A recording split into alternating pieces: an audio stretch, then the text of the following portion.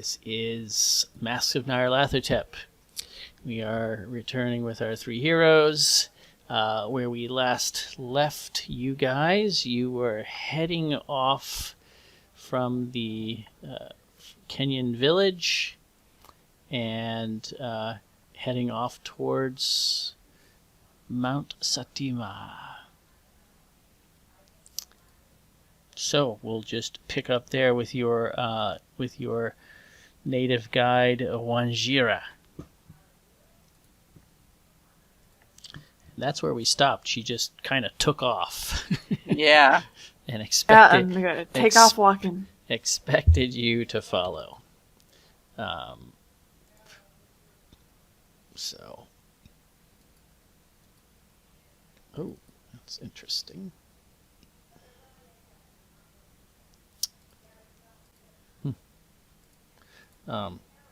My APIs are a little slow tonight.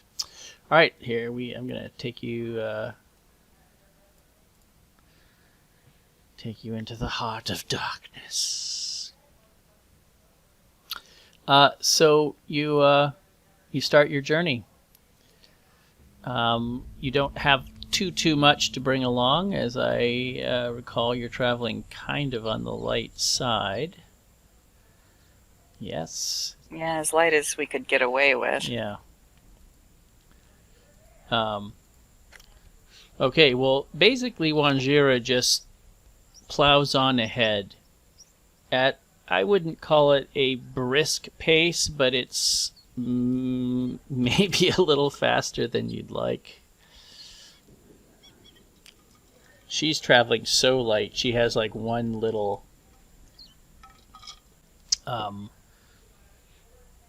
like cloth, like folded, twisted cloth over her shoulder that probably has everything, and then a spear in one hand.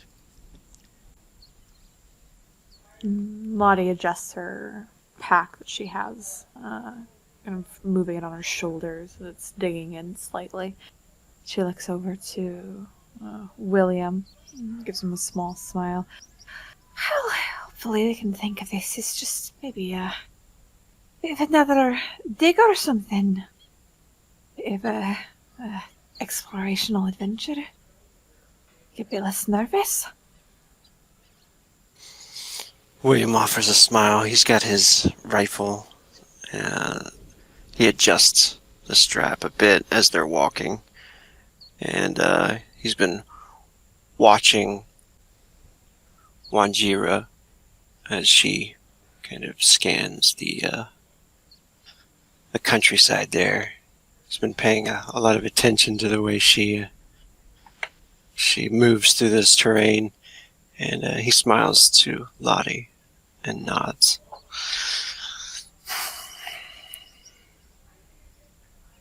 But he doesn't say anything. He seems bothered by something, and he seems restless ever since last night. Lottie turns around to look at Ingrid and at Maxine. She's, I would say, maybe a bit more used to kind of, not maybe this pace of hiking, but at least carrying quite a bit of stuff for digs and such as she has done before. She looks back to them and says, "How are you two doing back there? You alright?" Yeah, Max is kind of readjusting her pack over and over. She's looking down at the boots that she's traded in. Her, her usual Mary Jane one-strap kind of shoes that she would normally be wearing for. But these boots are new and obviously already starting to chafe. Excuse me.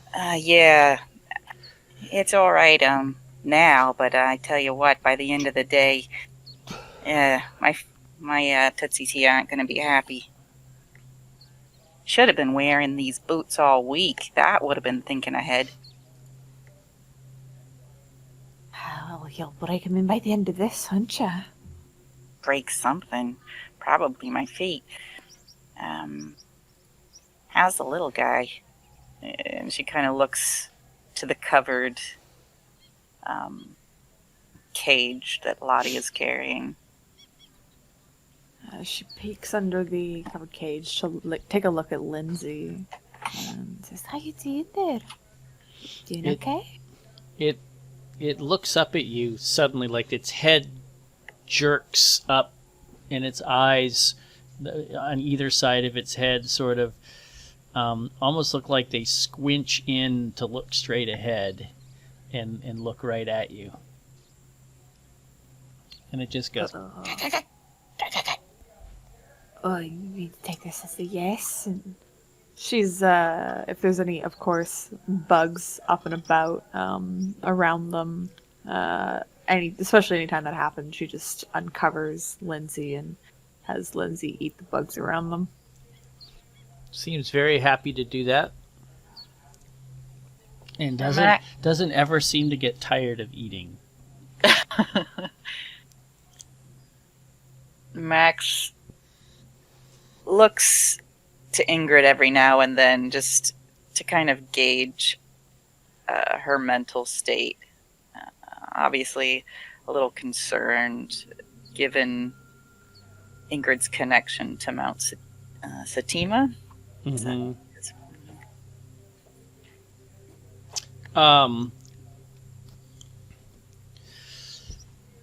It's dark, and she's a little hard to read. It's going to be dawn probably in a couple of hours. And she...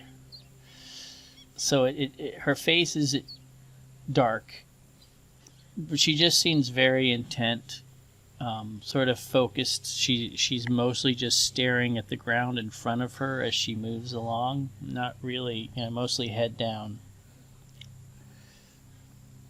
And Max doesn't say anything. She just occasionally makes contact with a hand on her arm or shoulder, or just checking in kind of emotionally, I guess.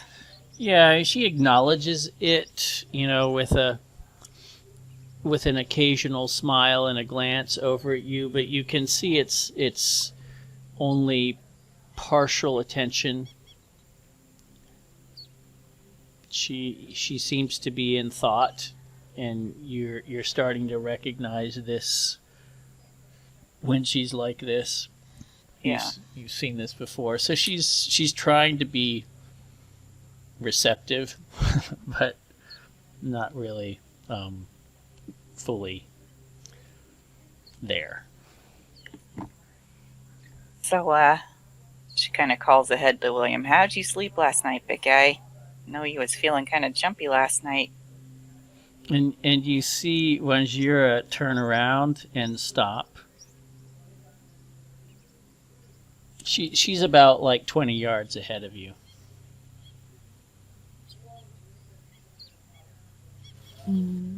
Is she saying anything? She's not saying anything, but you're getting closer to her. William's kind of the grim look on his face as he's got the rifle slung. He's holding it tightly, but it's not in his hands yet. And he turns his fedoras on his head, and he says, "I don't think I slept at all." Ah, jeez. I guess I can't blame you, but I wish you had.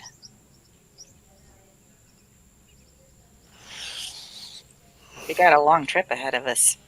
And you're now sort of in talking distance to Wanjira, and she says, "Too much talk. Warriors don't talk."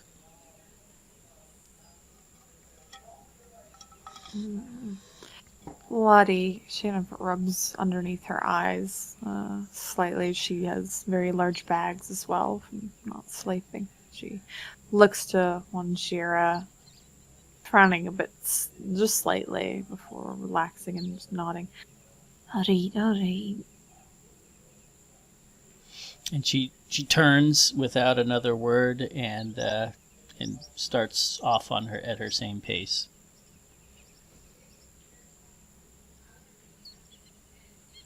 Max just kind of looks to the others with an eyebrow raised and shrugs. And she manages to keep her mouth shut for probably 10 minutes.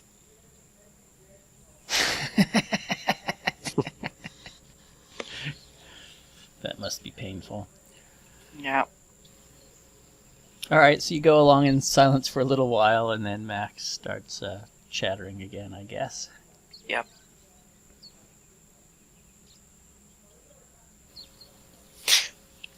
Yeah, William will keep quiet. Probably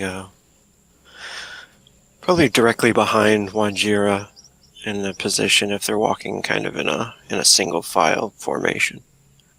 Yeah, I think that it would sort of naturally become that unless someone's trying to keep up right next to someone else. He does tend to look back every once in a while to either smile at Lottie or just check on her. Well, as the sun is starting to come up, you can actually kind of see her face a little better. And she looks very tired, but whenever you look back at her, she always manages to smile up to you there, William. Max has been taking some drinks from her canteen, and she starts to think for a minute, and then she says, "Psst, hey, somebody ask Wanjira when we're gonna come up on more water. I don't want to drink it all if it's gonna be a while."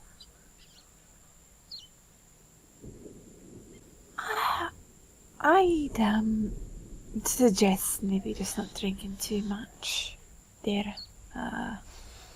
Only when you really need to. She looks down at the canteen and kind of swishes it around. Puts the lid back on. Yeah, but I don't know what's too much. Right now's a bit too much. All right. And she screws the lid back on and tries to stay quiet for a little bit more. Eventually, she says something inane. Anybody else's feet hurting? Or Yeah.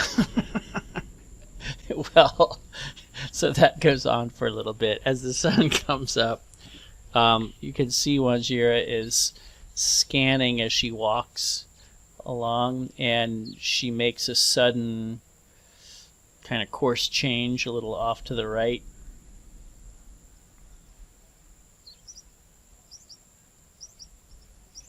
we definitely keep following her. Yep. Since we have no idea where we are. She eventually leads you. There's a little pond, very small, and she stoops down and washes her face and drinks some water. Does it look clean? It's still. So. We bought those water purification tablets, right? Mm-hmm. Oh, Max will down the rest of her water and refill then. Okay. And as you're doing that, she says, "You will stay here. I will scout ahead." You're coming back, right? I am going ahead. I will come back, of course. And she just grabs her spear and stands up and heads off, generally in the direction you were going.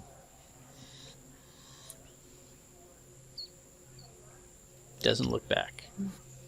Don't forget to drink, Ingrid.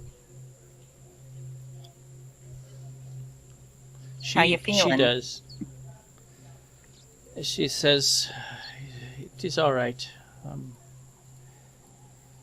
I'm a little tired, but I'm all right."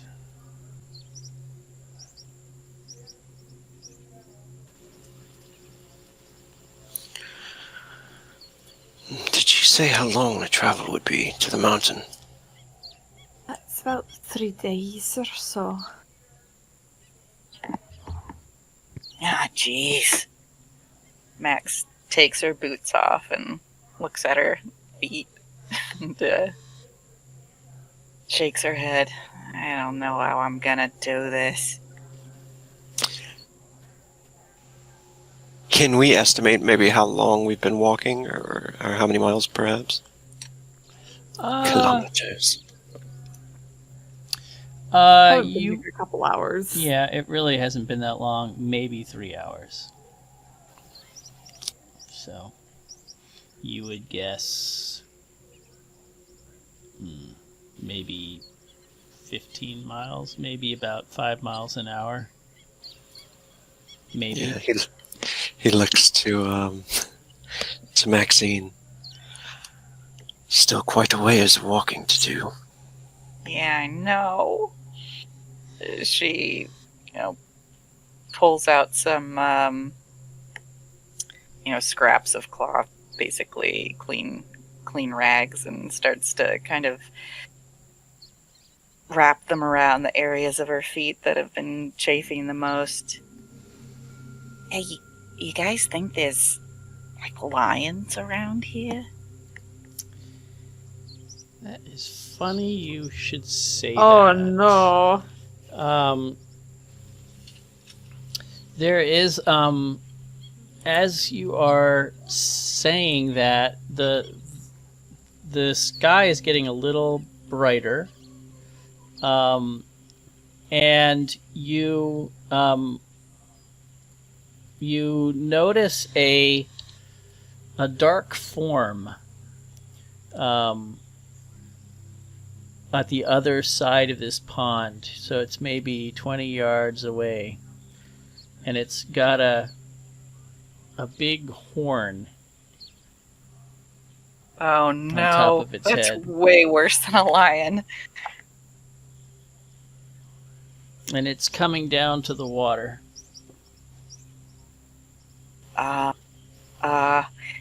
Is that what I think it is? Max quickly starts putting her shoes back on. I feel like if we don't make any, sudden moves or anything aggressive, I think we'll be okay. Stay still. Reaches in, looks at her handbag, but shakes her head at the little pistol in there. I don't think that's gonna do nothing against no rhino. It's not a dinosaur or anything really. Staying still isn't gonna help. It splashes into the water quietly, but you can hear it. Does it see us yet? Doesn't seem like it's paying much attention to you at the moment. He looks to Lottie and says, well, hopefully it doesn't notice us. No wildlife expert, but I feel like if we just don't bother it, just give it a wide berth, we'll be fine.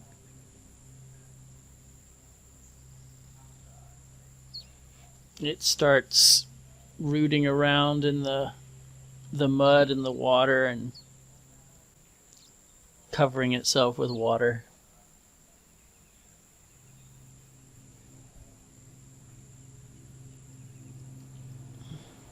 Lottie is just gonna kind of maybe sit there and watch, giving it enough space to do its thing, but not making any sudden movements or panic movements. I mean, it's a good 20 yards away. A little closer now. And Max just goes stock still and sweats profusely. Maxine, it seems to you that it may be slowly edging closer, like it's getting closer to the middle of the pond. Like that's where it's deeper and it wants to get in the water more. She probably takes an unconscious step backward. Ingrid kind of follows your lead and steps back with you. She's looking at you with a worried look.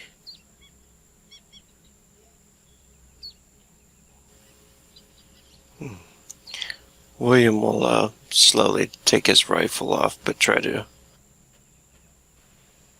not to move much.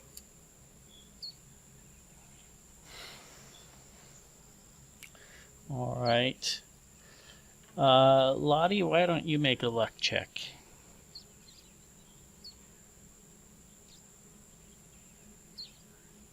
Ah, we're fine. Yeah, it kind of sits in the middle of the water for a while. And it doesn't seem that you're doing anything sudden. You're just being cautiously watching it, and then it doesn't go off the exact way it came, but it's oblique to your path. It kind of goes off at an angle and just kind of lazily climbs out of the water or just walks up the bank and shuffles off into the brush.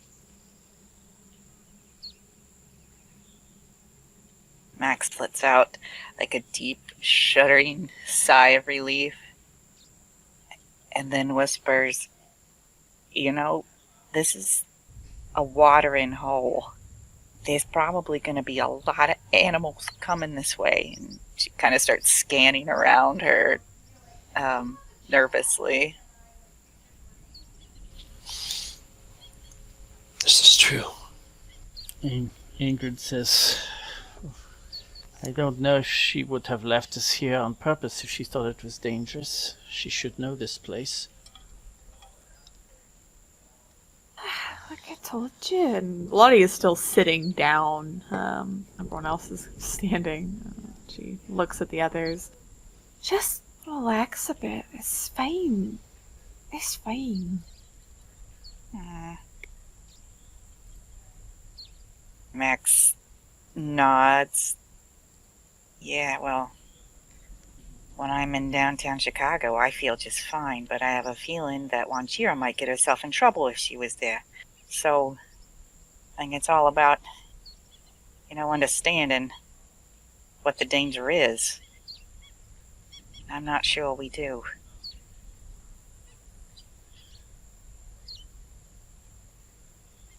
Probably not, to be honest. I mean, I haven't really been out this way before. It's quite a bit, and to be honest, I've never seen a rhino up close. Well, that close at least. It's pretty fascinating. It's closer than I ever wanted to see one. Well, maybe at the zoo. You're probably right. Need to just keep my cool.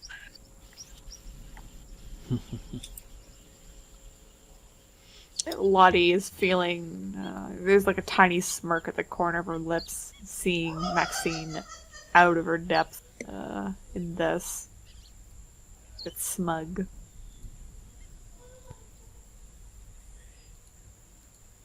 You see Wanjira coming back.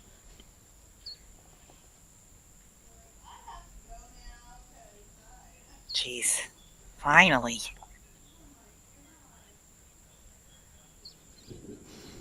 She comes back and stands in front of the four of you and just kind of gives you all a critical look over.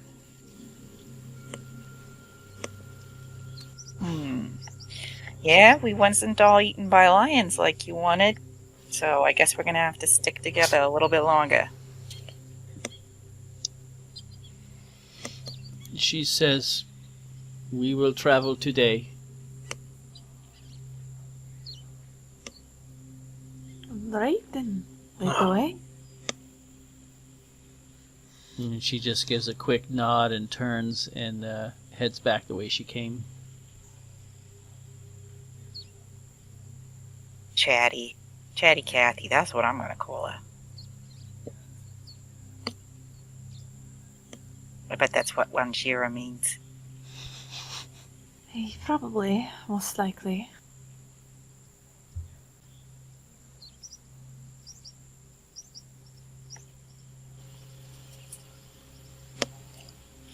Ingrid suddenly says to Maxine, "You talk when you are nervous, don't you?" How can you tell? I used to think it was just you like to talk a lot, but now I am beginning to see it is when something is troubling you.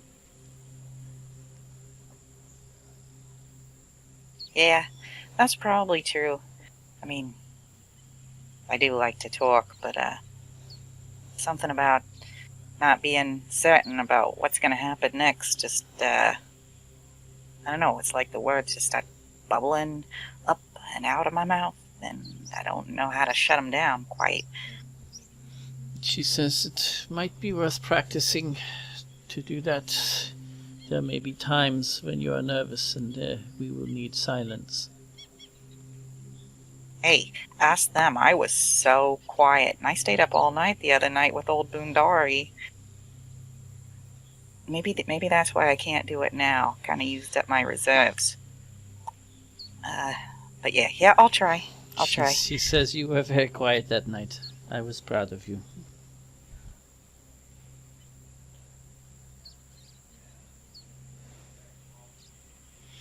And you all walk along. Yep.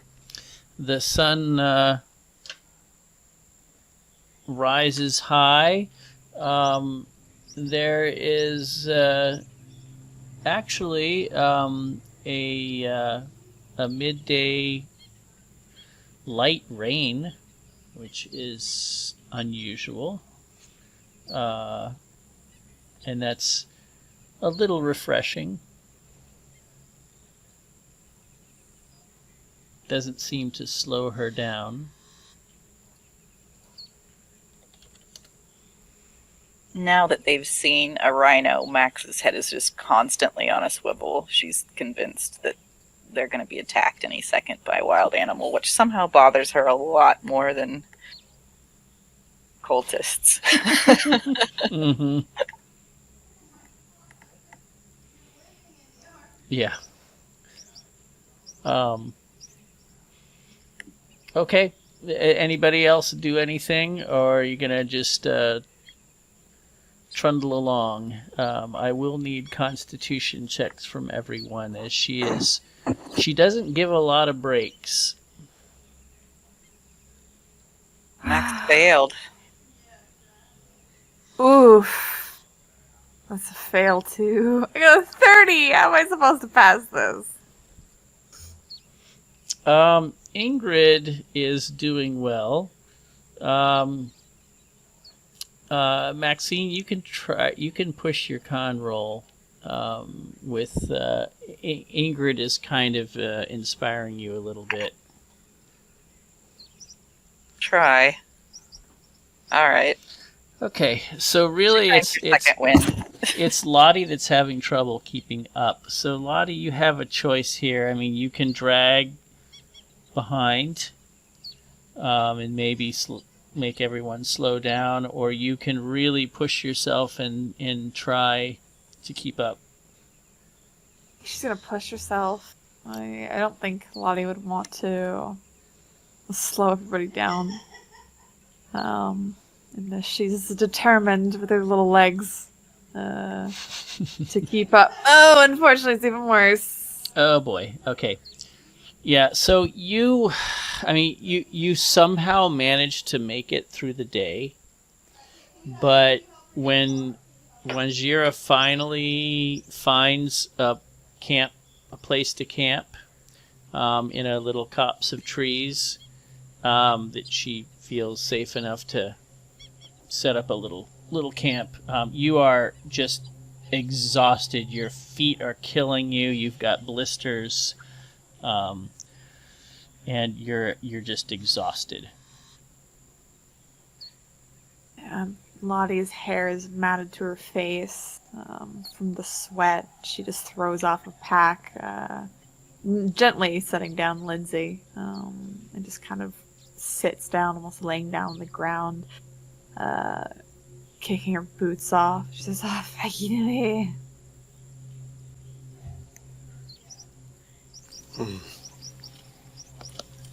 William will go over to her and pat her on the shoulder, and her feet look swollen.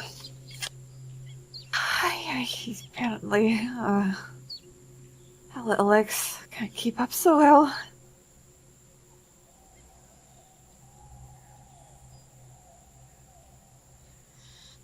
Wanjira doesn't do anything except she just makes a little fire and just sits there, and she eats a little bit and some stuff she brought wrapped up in her cloth, and just sits and stares into the flames. Did we bring a tent or just like sleeping rolls? I'm sure you probably brought a couple of tents. Small ones, like 2-person tents.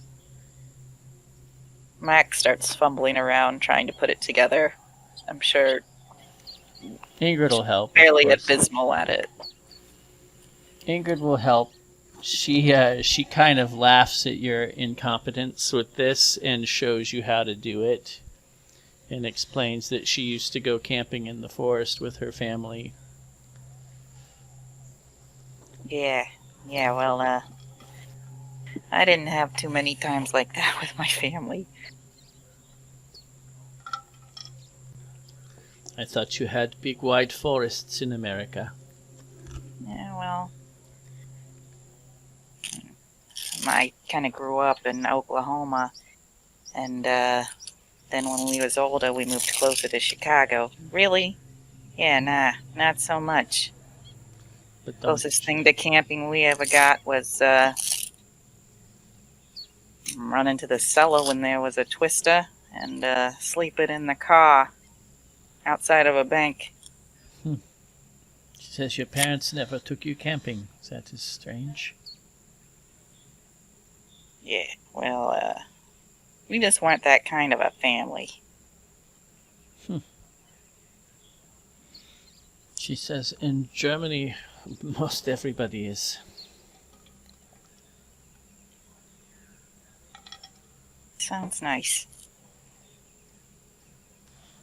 You ever run into a gingerbread house while you was camping? What kind of house is this?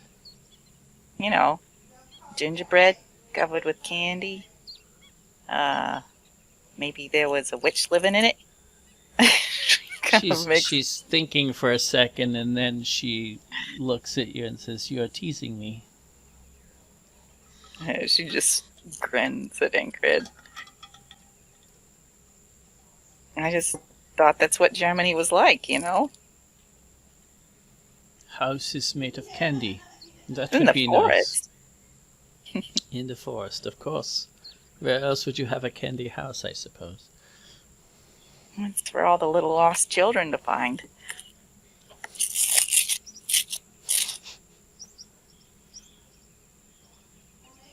She clearly doesn't get any of your references, but she's smiling good-humoredly. Well, Max will kind of be like delighted to have something to talk about, and so she kind of, while they're putting the tent together, tells her the story of Hansel and Gretel. Oh, Hansel and Gretel, yeah. Yes, I know this. That's those stories. Okay, yes. I didn't even think you Americans knew these stories. I didn't make the connection. I guess some things are universal. Hey, laddie, you had a Hansel and Gretel in Ireland, right? Lottie's kind of lying down. She looks over at Maxine. She just gives a thumbs up in the air before her arm drops down to the ground again. You know, it's funny.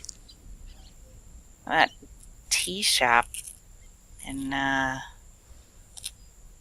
back in Nairobi, it's kind of like, the candy shop that the witch that Hansel and Gretel found, only this was Maxine and Ingrid. And once we got inside, the witch wasn't there. And we didn't push her into the oven, but, well, we did kind of create an oven.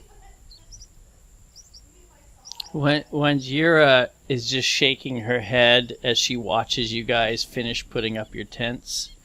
And she says, "You will need your breath for tomorrow."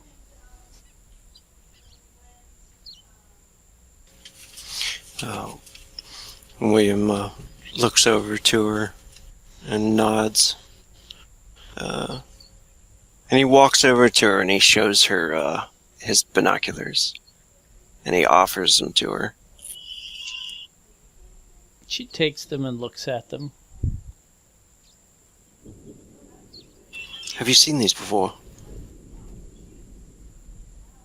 She frowns and shakes her head. "What is this?" And he makes like a motion to put him to the eyes to like look through it. Look through them. She holds them up and they're backwards. She like, kind of like finally figures out but it's the wrong way, and it's getting dark. So she's kind of looking, and she just pulls them away, and she says, "I don't understand. What are you trying to do with this?" We'll try again tomorrow when it's light, I guess. It lets you see very far. She looks skeptical, but hands them back to you. "They are magic, then." No. It's technology. She doesn't seem to know what that means. He smiles as he looks at them and just kind of shakes it off and puts them back on around his neck and goes to check on Lottie. And she says, "You should show me your magic device tomorrow. It will be good to be able to see very far."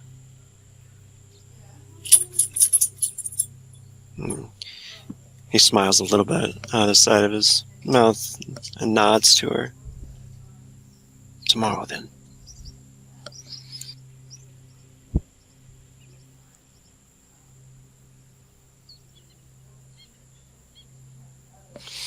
And she just lies down next to the fire, and puts her hands behind her head and stares up at the sky. William will probably try boiling some of the water, perhaps, if they have any. And make sure Lottie's doing all right. Lottie's sat up at this point. She's got her boots off, rubbing her shoulders with her hand. She looks very tired, just exhausted, and she's just picking away at some of the rations that they had brought. Has her canteen leaned against her, and seems very tired. I suppose we should all try to get some sleep. The more sleep, the better, to be honest. Max, still seeming a little bit nervous, starts taking things out of her pack. Jingly things like the canteen and cans and forks and, their mess kit or whatever. And she kind of strews them out in front of the tent flap, hoping that if something like a lion passes over it, it will make a sound. And she sleeps with her pistol next to her. Would William be able to get some sleep this night? I think so, but make a sanity check for me. I believe he will be able to. He's pretty tired.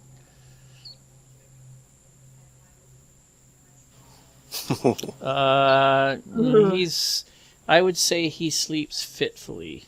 Like, he keeps waking up. Lottie is probably just out cold all night. So you wake up hearing her breathing a lot. Yeah, he'll probably wake up every so often and make sure everybody's okay, the camp's all right. Pace the camp for a bit before he goes and lays back down. Yeah, the fire is naturally dying down. It doesn't seem that Wanjira is keeping the fire going. Yeah, he'll probably go poke it every once in a while. Maybe put another little branch on it or something if he finds anything. Okay.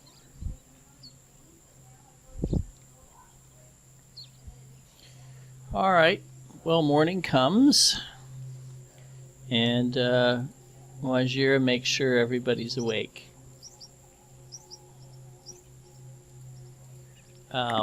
She actually wakes.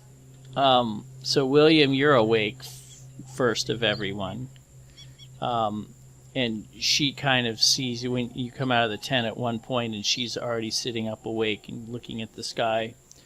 And when you get up, she goes over to Ingrid and Maxine's tent and just starts thwacking the tent with her spear a few times to make kind of a thuddy noise against the material, which probably wakes Maxine startled in the middle of that.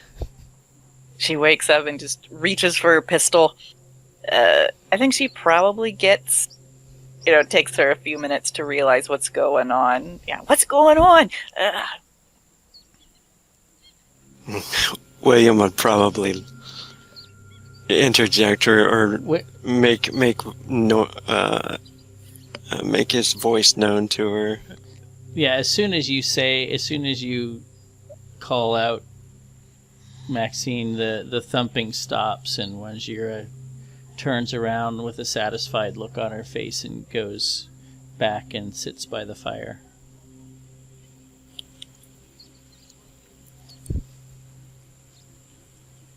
Guess Max will get up and start grumbling and taking apart the camp. Did any of us bring coffee?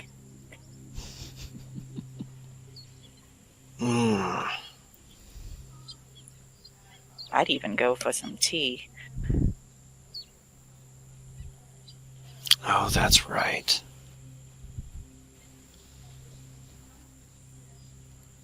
I guess that's a no.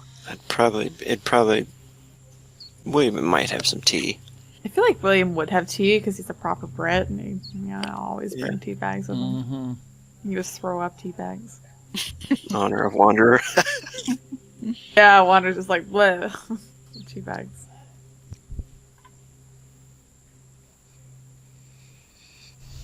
Well, Wanjira gets very impatient with how slowly you are getting ready. And you gotta break down your tents and all of that.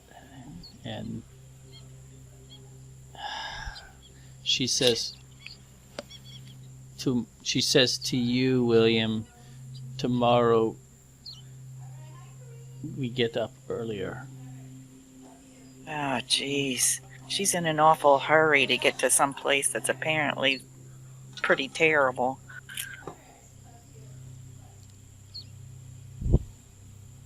Oh, wasn't you going to show her them binoculars? Maybe that'll get her in a better mood.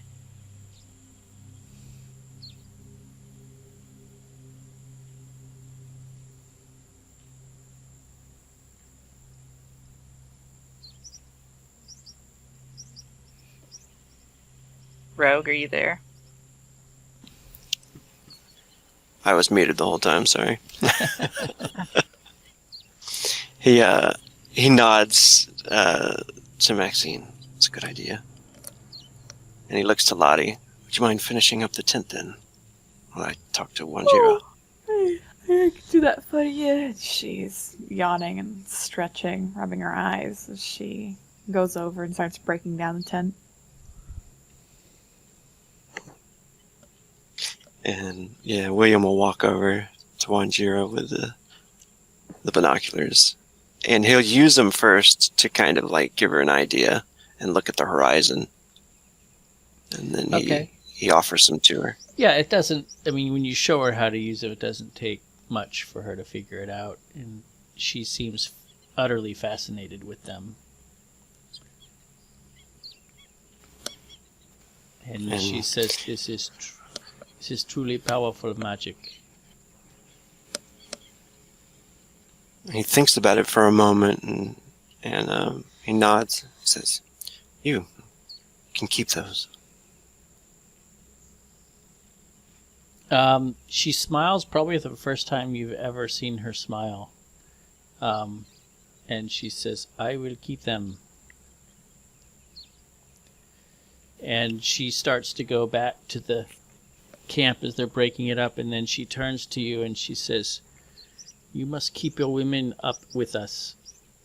We cannot be slowed down." And William stands kind of stoically with putting his rifle over his shoulder, and he nods. And she says, "When we get I will talk to them. When we get to the forest, we must move quickly. They have eyes everywhere. They will look for us." No fire tomorrow. "There will be no fire." He nods. I understand.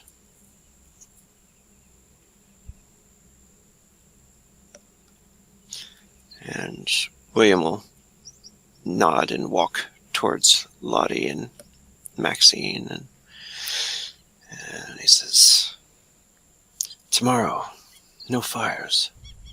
We must move quickly." Yeah, why?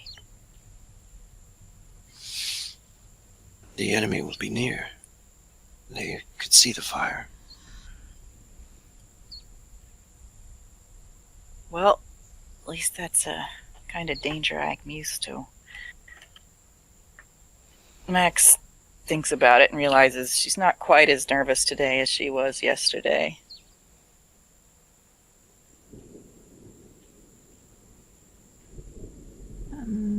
Lottie looks to William and nods. Well, I guess yesterday was the easy day. And today and the rest of the time is going to be difficult. I'll keep eyes out, maybe, as well. Doesn't hurt to have two. She rubs the back of her head, a bit nervously. Okay, we got this. We can do this.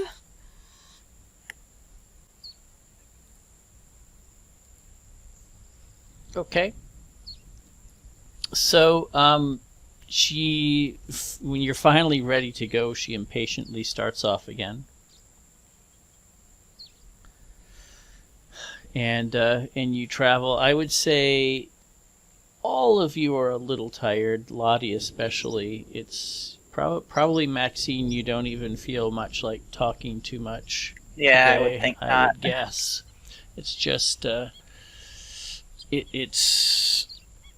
you just focused on breathing a lot. Right, It's kinda- physicality of it. yeah.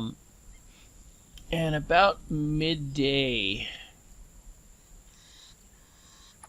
you can see, you get a really clear view of the forest and mountains ahead. You're sort of on the edge of the forest.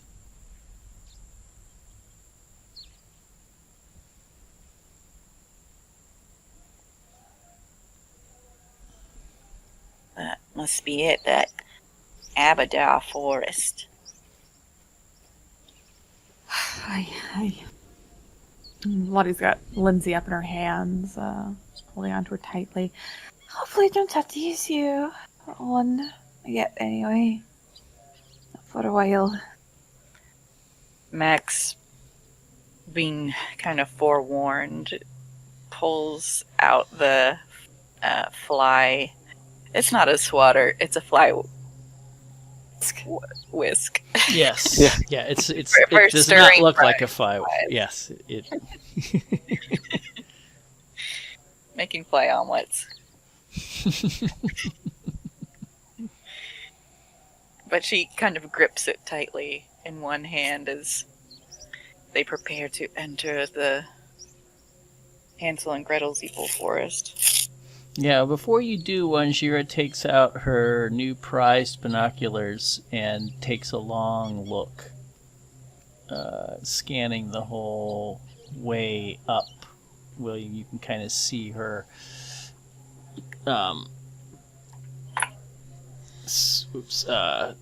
scanning, like up this way. Yeah, I imagine it'd probably be pretty amazing. This is the actual So forest, but that's an actual photo of the forest.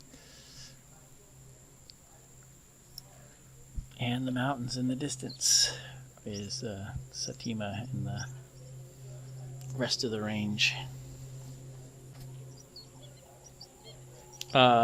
So then she gives you a short time to wait, and then heads off again.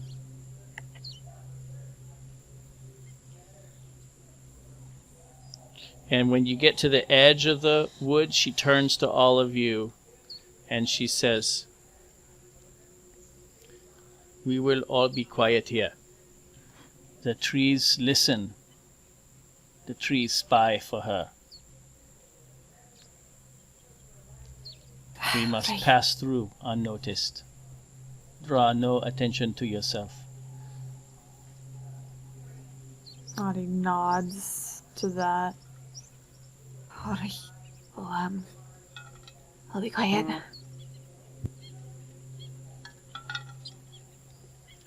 And Max reaches out and kind of gives Ingrid's hand a squeeze and doesn't really say anything.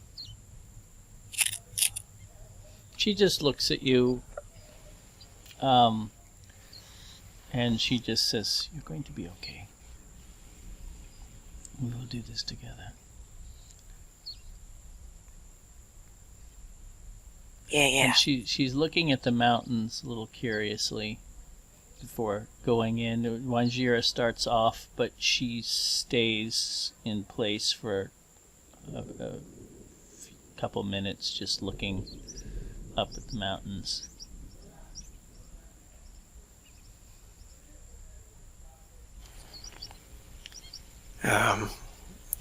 William, before they head in, takes Lottie's hand and kisses it. And then looks over to Maxine and Ingrid and says, "Does this look like your dream?"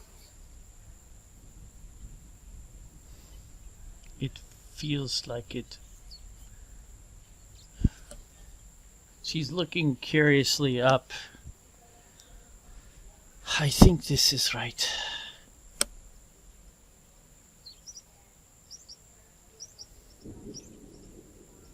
Perhaps we will know more when we get closer. And she looks ahead and sees Wanjira's kind of disappearing into the trees already, and she starts to hurry along. Yes, we don't want to get lost. Lottie gives one last smile to William before following Wanjira into the forest. And I would like everyone to constitution me again.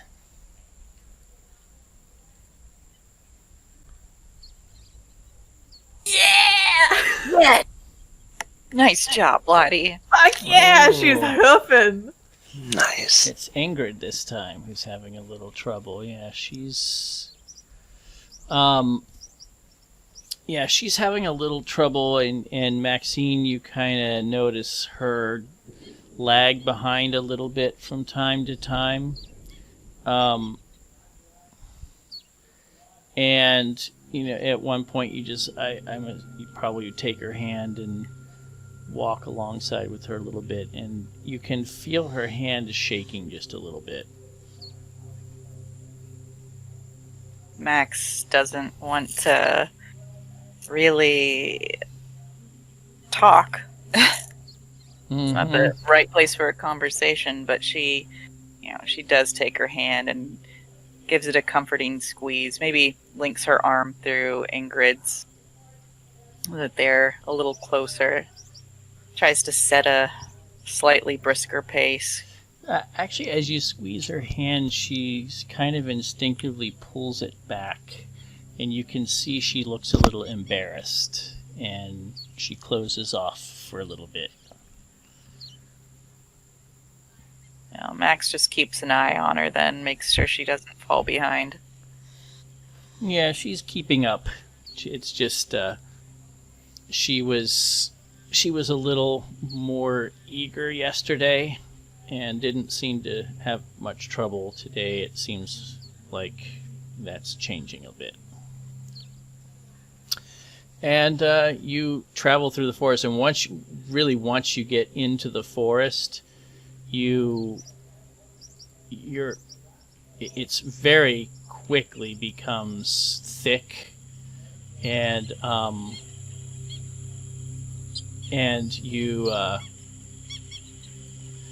you really can't see much beyond the trees right around you. You can't. It's hard to tell where you're heading. You can see the sun through the leaves and that, and get an idea of the direction you're traveling, but you're just trusting Wanjira to know the way, because you really can't see very far.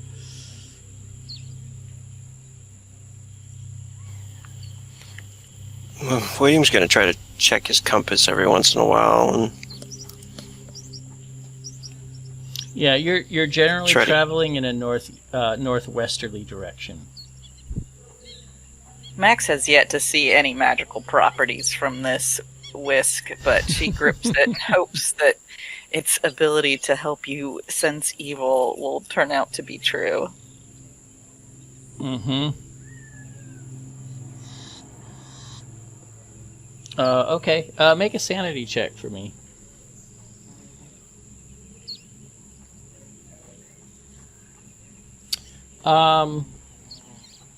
Okay. So you travel along, and it starts to get dark. You can tell earlier than it did the day before. When you're in the forest, it's gets darker sooner. But Wanjira kind of pushes on ahead. She is more cautious today as you're moving through the forest. She seems much more wary, and eventually she stops and just kind of points to the area and does like a circular motion with her hand, like right around here.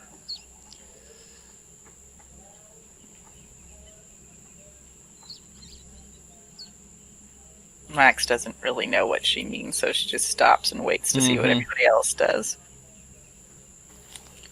yeah, William is going to stop. He's got his rifle in his hands, and he's just trying to be quiet. She walks. She walks a short ways away.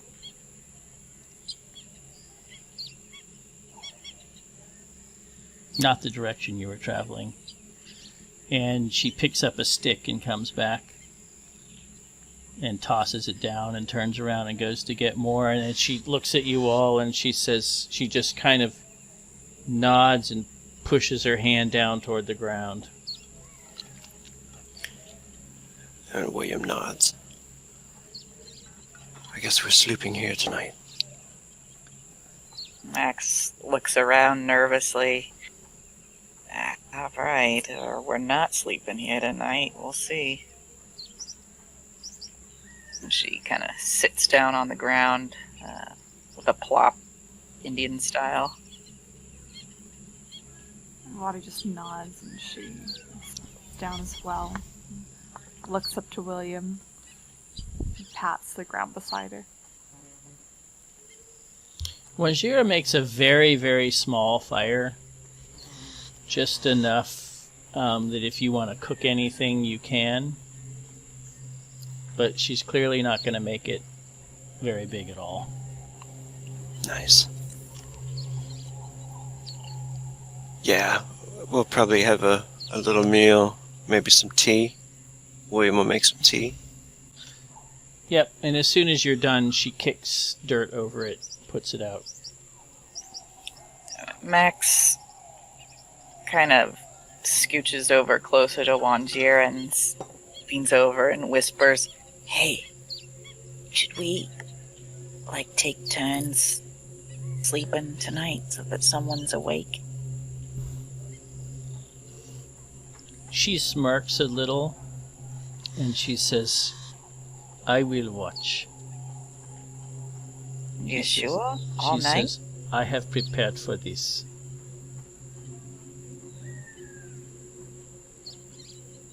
Max just nods and goes back to her spot.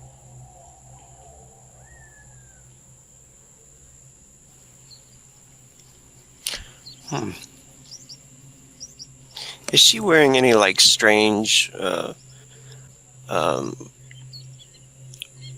paint on her that's different than the normal that the tribe was wearing or anything like that? Oh yeah, Anything? absolutely. Her face is painted like you see in the picture. And they weren't generally like that in the village. They really weren't covered with paint. Would William recognize this as some kind of You can make an anthropology check. preparation? Okay.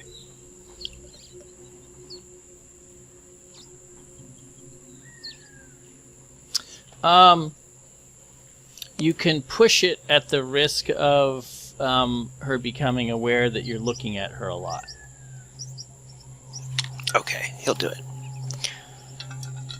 I just roll again. Yep.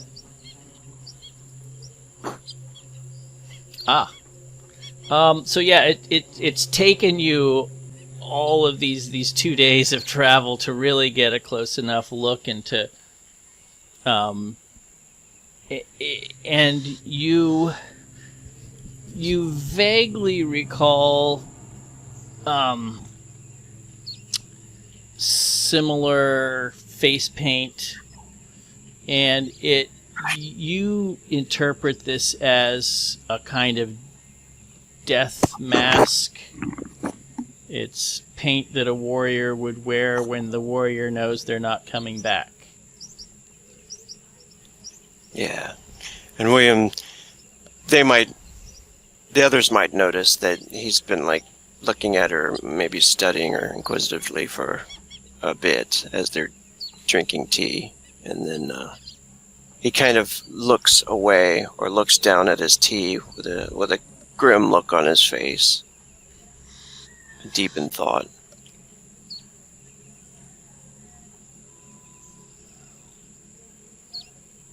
And then looks over to Lottie with a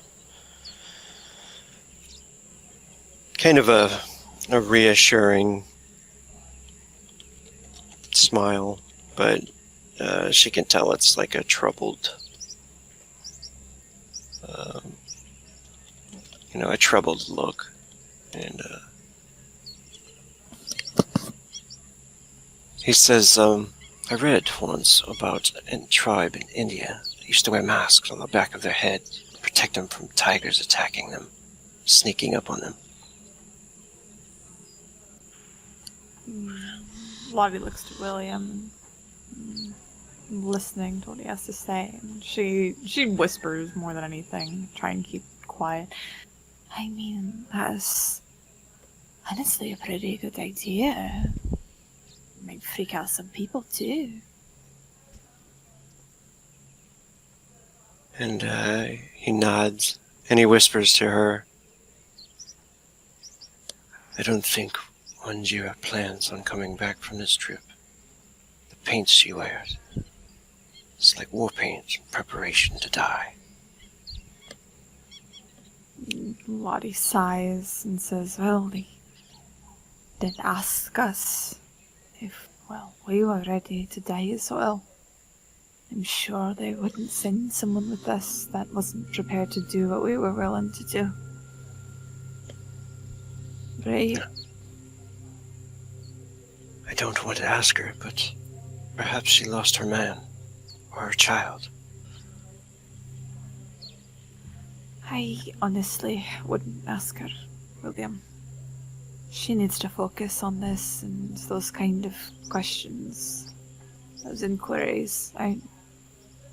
Really the best for anyone's mindset. Things like that they can distract you no matter how hard you seem on the outside. He nods. Yeah, as you nod, you see her just staring into the flames of the fire.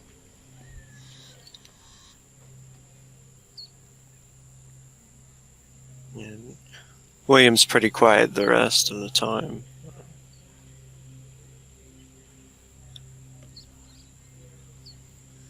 And this is like right after you've eaten, and then yeah, as you're watching her, you see her mouth a few things under her breath before kicking the fire out.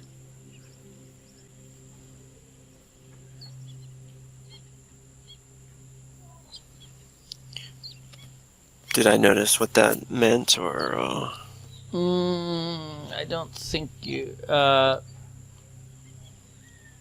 let's see. I don't actually speak, Yeah, speak her language, but... Lottie, you do, don't you? I do speak Swahili. Well, why don't you, Make a roll? you make a roll, yeah. Sure, I can do that. See if Lottie sees something. Probably not. Oh, what the? Okay. Wow. Lottie's great at this. Yes, you see that she is saying, "I am coming to join you, my son. It won't be long now." Tugs at the back of Lottie's throat there. And just this, she kind of turns away from Wanjira as the sadness for her comes upon Lottie. She just heaves a little bit of a sigh and looks to the rest. We should really sleep.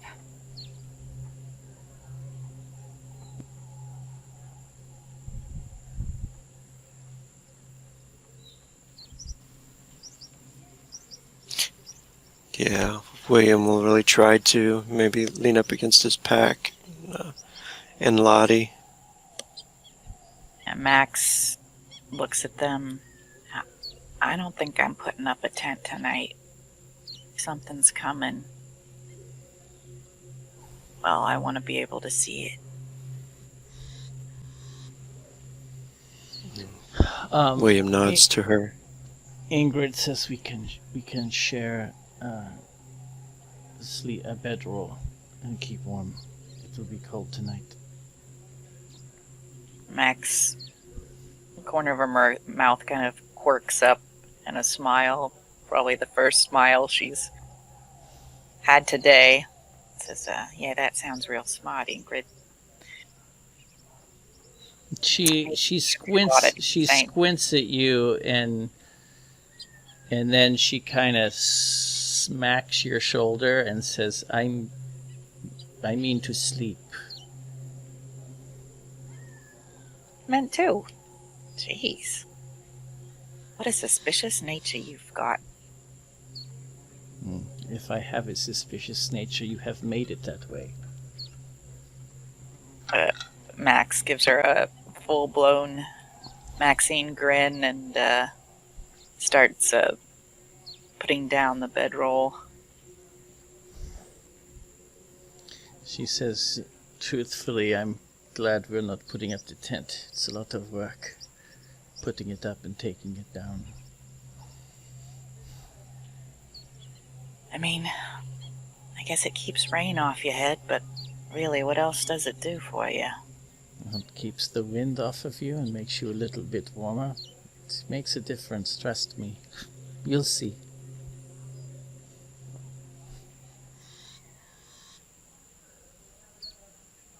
I guess we all settle in. Yep, I assume you guys are not putting up a tent either. No, Lottie will lean on William for comfort. And keep Lindsay beside her. Keep away the bugs. Yep. William, make a sanity check for me, please. And Maxine, make a lust check. I'm just kidding. Just kidding. No, Willie. Oh, William. Oh, Willie. Yeah, you're still having trouble. Max makes her lust check. She Just- manages to control herself just barely. Just barely. Ooh. These life and death situations. Yes. Yes. So William is, he wakes up again. It doesn't rain, but it's still damp. It gets a little damp at night in the forest here. So it is chilly. And you get up to take a leak at one point, and you can see Wanjira is sitting kind of her side to you, and she's holding something small in her hands. There's just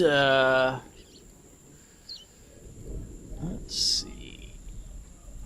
Yeah, there's just enough moonlight through the trees that you can see her a little bit.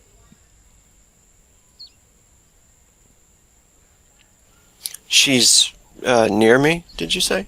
Yeah, I mean she's about 5 yards away from you or something.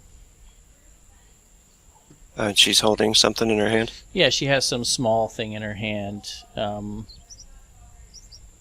that she's just looking at.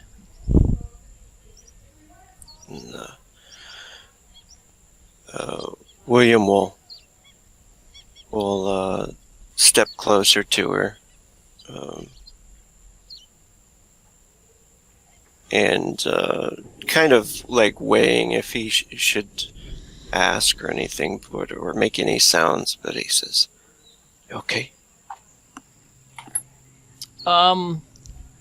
When you say you okay, she is immediately startled and reaches for her spear.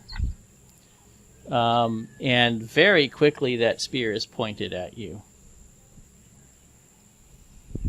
And he holds his hand up, kind of. And like whatever a she surrender. was holding in her hand sort of flew out of her hand and landed near your feet. He looks down at it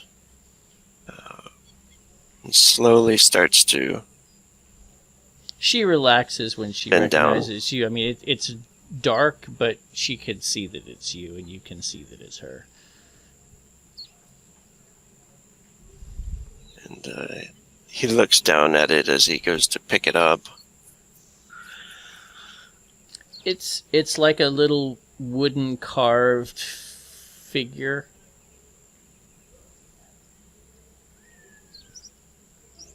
About maybe 3 inches tall. It's pretty small. You really can't make out much in the way of detail except that it's vaguely, it's human in shape generally. You think you feel legs and arms, head. He'll nod to her and like offer it to her. She reaches out and takes it, almost snatches it back out of your hand.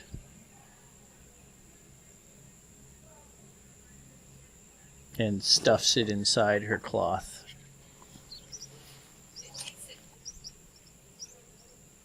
But she doesn't say anything.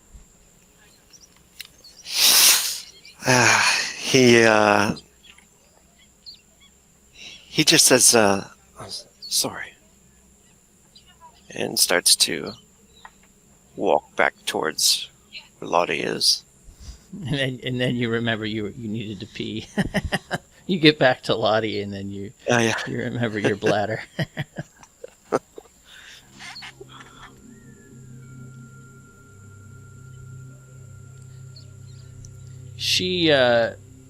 Wanjira just keeps holding onto her spear, and she just starts walking around the perimeter of the camp, just kind of prowling,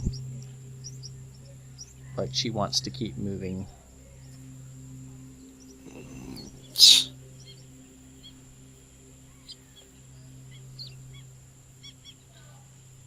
It bothers him enough to the point where when he's near her, he'll ask her, and he says, "Why have you come here to die?" She stops.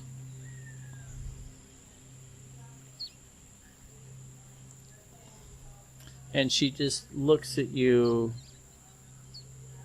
with the kind of her head cocked a little to the side. She says, "I am ready to depart this world." And join the spirit of my family and ancestors. And why are you ready to die?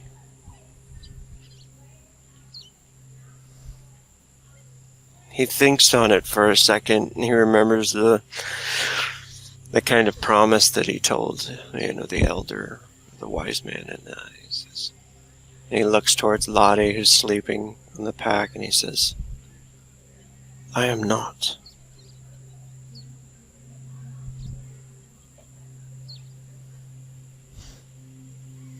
She says, "Then you are foolish for coming."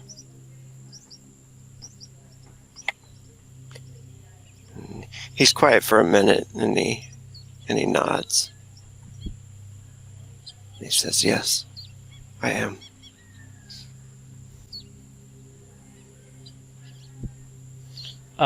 She says, "The woman we are hunting, she can take your soul, not just your life."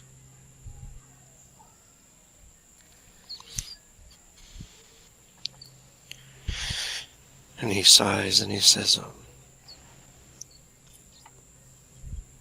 "Aren't you afraid of this? If she takes your soul, you will not see your family, right?" If she has taken the soul of my family, then I will join them wherever they are, even if they are in captivity. I will be where they are. And then he realizes it dawns on him, and he nods. And he says, "Well, perhaps we can free them."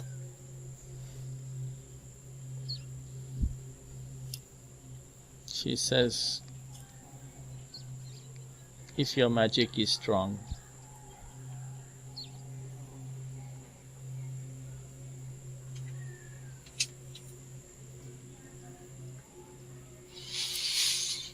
And he nods and he says, she hefts her spear and she says, "But I will kill this woman, even if she takes my soul."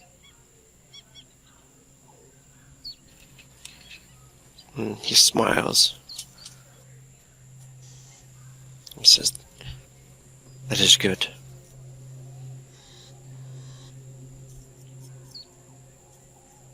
And he walks away, back to try to get some sleep, Lottie.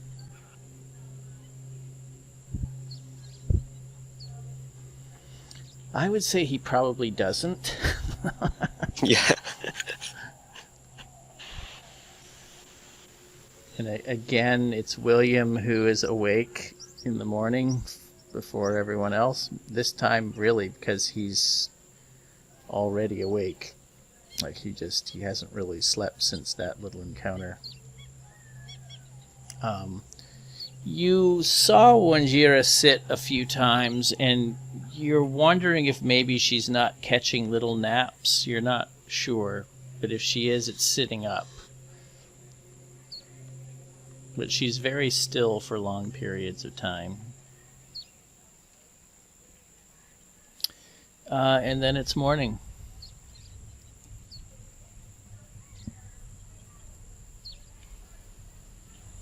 Lottie, of course, wakes up and picks up her pack, has some of the rations in her backpack, and looks over to William.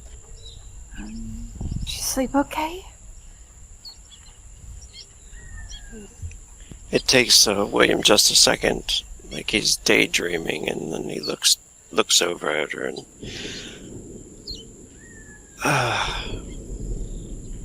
not too much. Lottie rubs his arm, comfort. I'm sorry. You slept good, right? I usually sleep fine when I'm dead tired. So I sleep fine. Lottie looks over at Ingrid and Maxine. How about you two? How are you feeling?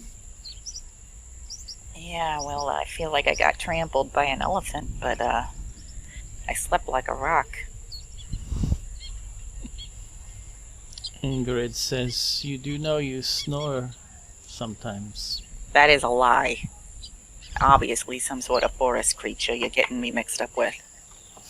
I don't think there was a forest creature in my bedroom last night. At least not any bigger than these bugs. I don't know, must have dreamed it then. And you've all been bitten by bugs a bit in the middle of the night. It's inevitable. You've got little red welts in parts of your legs and back. Lottie looks to Lindsay. You need to do a better job.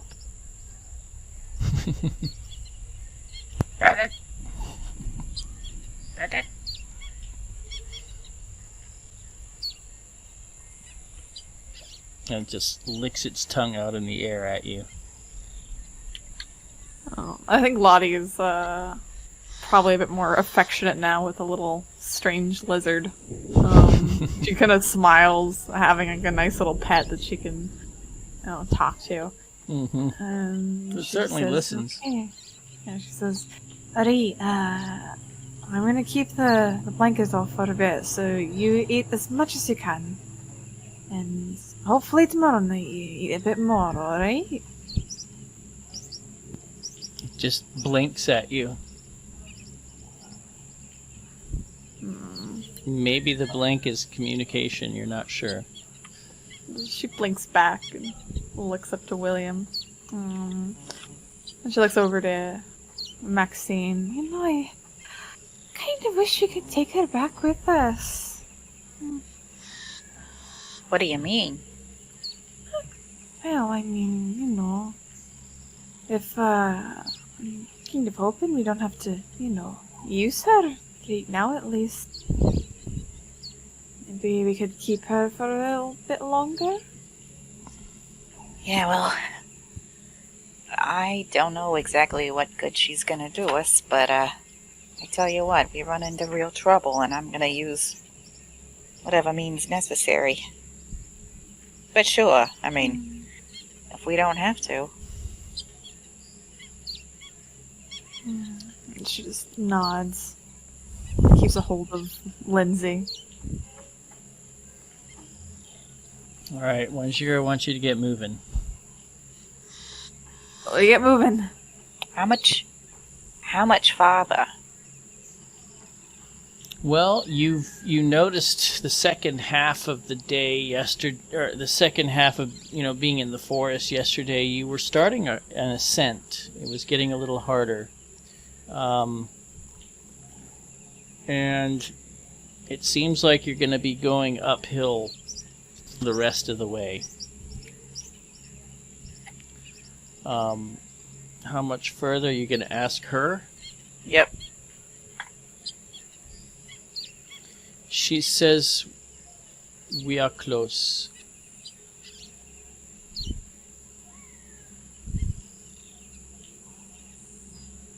But she says it in a hushed voice.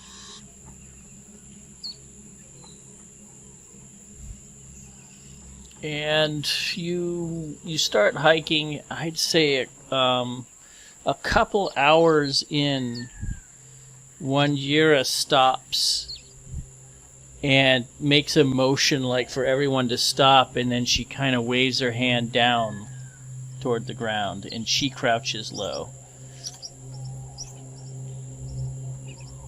Lottie will do the same.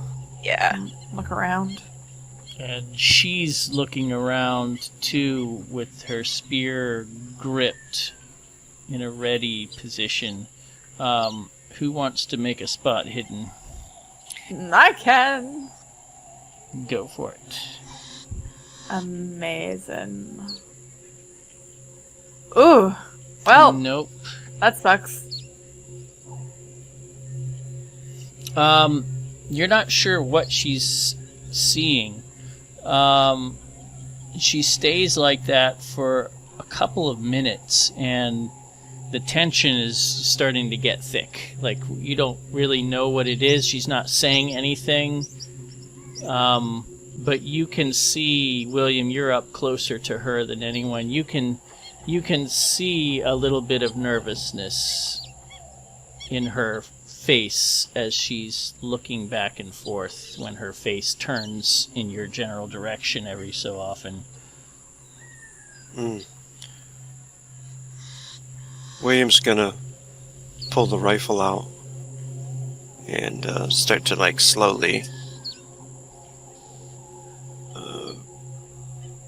kind of move down to one knee quietly and look back to the others, point to his eyes, and then up ahead.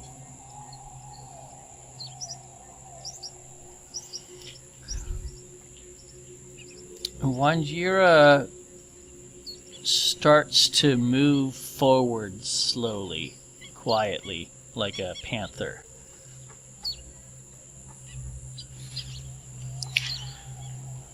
William will wait until she maybe gets 10 feet, 15 feet perhaps, before he starts to slowly do the same. Okay. Lottie, you see William creeping on ahead after Wanjira. Yeah, she'll wait a few moments, taking out her own rifle, and she'll start moving probably when William's about 10 feet ahead in front of her. Yeah. Max will similarly hold the whisk in one hand, pull out her pistol with the other. Yep, Ingrid has her revolver in hand as well, and you guys creep forward. And Wanjira, William, you see Wanjira stop and crouch down and start touching the ground in front of her. And as soon as she stops, William will put his hand up as to say stop, and then he'll stop as well and kind of crouch, just trying to keep an eye out ahead of her. So she studies the ground around her for a few moments, and then her attention is back up and around her, and she moves forward a little further.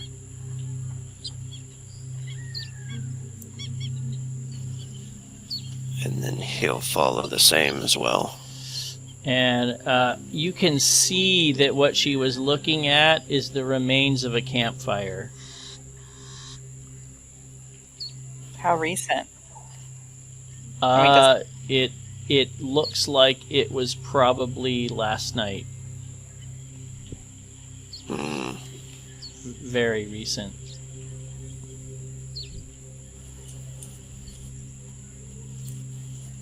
And you can make a spot hidden, William.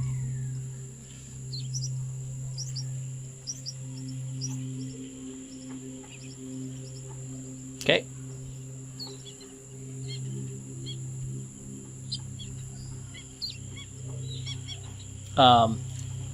Wanjira is just, it looks like she's just moving slowly on ahead, looking around very alertly. Lottie, you get up to William now and see the same. You see the campfire. And Lottie stops, of course crouching very low. And She just keeps eyes up at Wanjira, occasionally swiveling her head to see if she can see anything else. You can do a spot hidden. Sweet. Okay. You don't see anybody, but you actually see something shiny in the ground near the campfire. Ooh.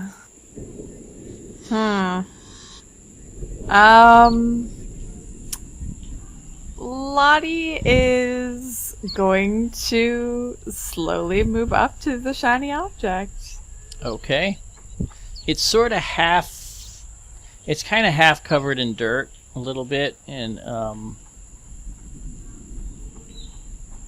it's like something sticking out of the dirt. Does it look like some sort of It looks trap? It looks metallic, like a... No, it doesn't. It has a manufactured quality to it. Oh yeah, Lottie is gonna very quietly and gently pull that from the dirt. It's you pull it out, and you can see that it's a biscuit tin. Oh. Interesting. Is it closed? Yes. Okay. Is there like a brand on it? Is there anybody's name? It's an English biscuit brand. Okay. Lottie's gonna open it very carefully. Okay. You pop it open, and inside there's just some crumbs left over from biscuits. And this is from a day ago. Interesting. Lottie, she's not going to keep the tin, but she's going to put it back, and she'll keep a mental note of said tin. And as you're looking around, you start seeing there's other little bits of trash here too. They just didn't stand out. Yeah. Lottie keeps a note, like a mental note of this. It looks like there's some chicken bones or other little animal bones of some kind. There's a wrapper on the floor, in the dirt, like an old crumpled up wrapper. Lottie's thinking that it's very similar people to what Ingrid has experienced, the dreams. She kind of sneaks back to William's side, again making the mental note to tell the group later after this. Mm-hmm.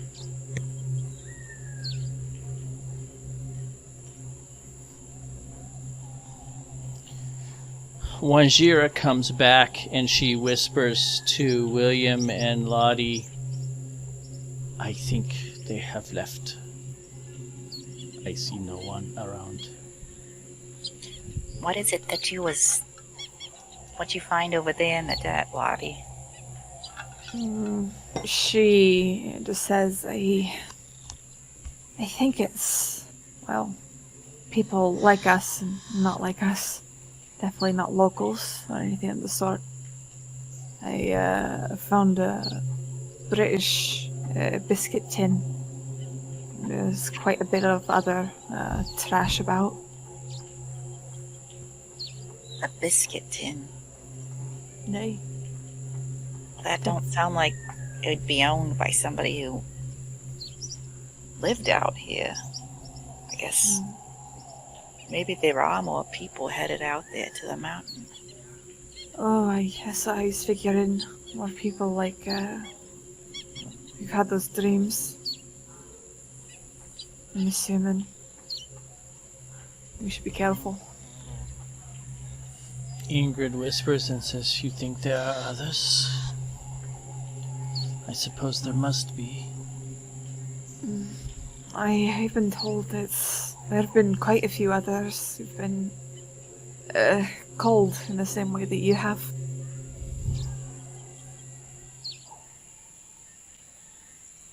Wanjira tugs at William's jacket shoulder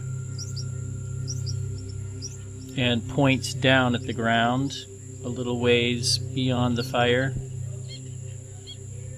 And in there you can see a very clear shoe print heading in the direction you're heading. And then she points out more. And she says 6 or 7, I think.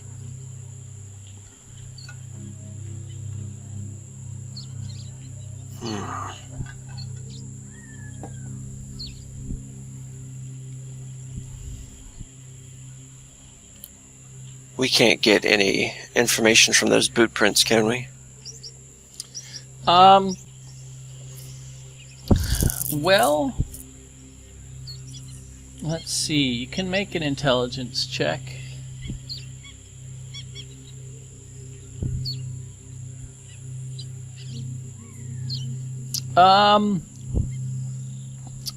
Well, when you study them, you've seen military boots before, and these do not look like military boots. These look like shoe prints. And curiously, kind of mixed in with these and covered by them, you see a couple of bare footprints in softer dirt.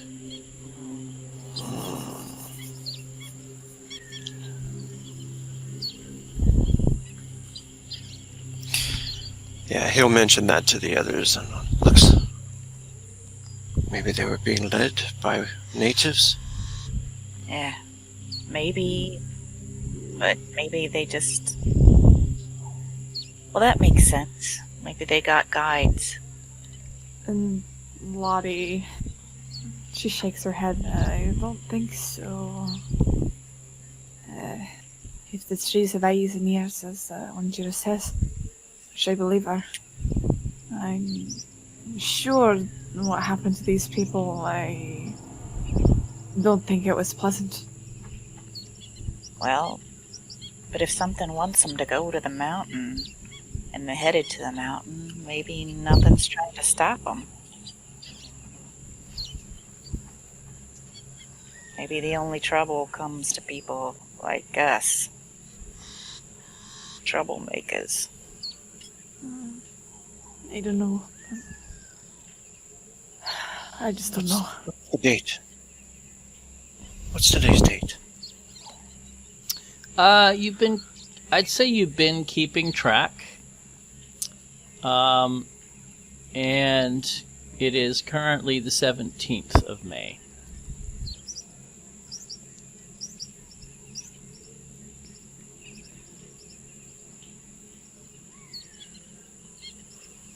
Five more days.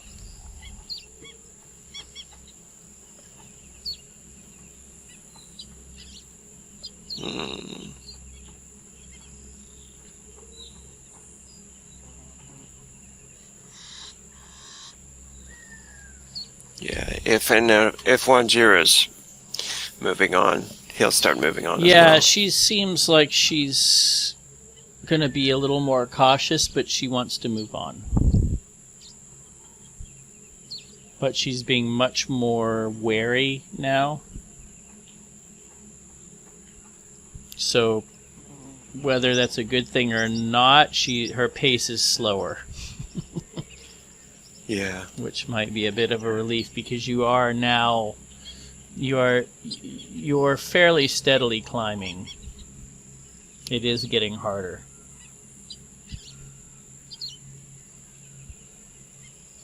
Yeah, William's gonna keep alert, rifle in hands, and try to be as quiet as possible.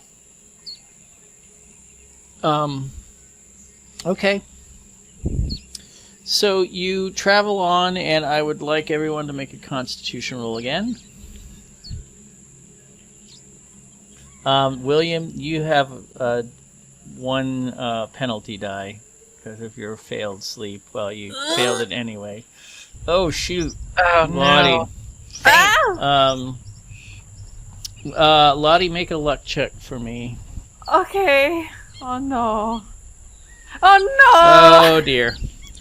Lottie, you're getting exhausted again, and you actually trip and fall, and bruise your shoulder pretty badly. That's going to be a die 4 of damage, which I will roll. Ooh, 4. That was a bad fall. God, it was a huge fall. So your shoulder is in serious pain.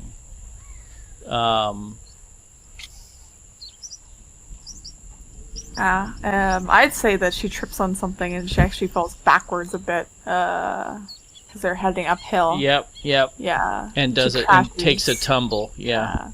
Crashing into a tree on the way down, severely jarring her shoulder. And she hisses, and gets back up, holding her shoulder now, and Ingrid tries to help you back to your feet, but she's grabbing your shoulder. Your possibly dislocated shoulder. Careful, Ingrid. And I need you to make a power check to keep from crying out loudly in pain. Yeah. Oh, you managed to grit your teeth somehow.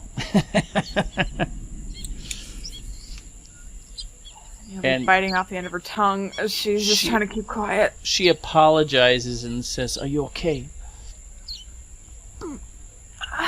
I'll be fine. I imagine William is rushing back down to her. Yeah, William's so tired, and he's thinking about it as he's like moving up and taking this slow steps, like how exhausted he is. And then he hears that, he turns wide-eyed and starts to rush down to help her. Mm-hmm. Okay. Yeah, and even Wanjira comes back. She doesn't say anything, she just observes, but she doesn't try to push you on. Yeah, you're gonna have to tend to Lottie a little bit. If someone wants to make a first aid roll, they can try. Oh boy. I don't think any of us really have that, do we? Well, you can look and see if you think you have any knowledge. I mean, No. Ingrid is willing to take a look at it if you're willing to let her touch you again.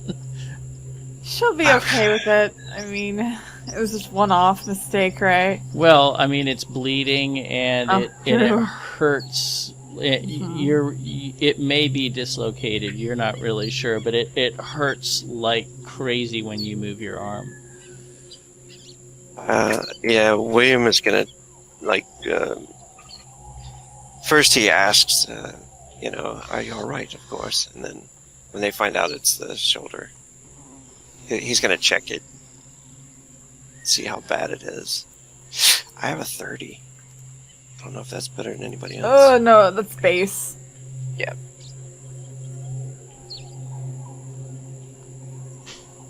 She's like, just, I don't know, do something. Anything's better than nothing. Does Ingrid make some attempt, like she's gonna try to? If you want, I mean, she's tentative. Like it seems like maybe Lottie doesn't want her and to come near her, so she's not. Oh, Lottie's fine with it. Okay. It hurts, but it's like, it's okay. All right, she will take a look.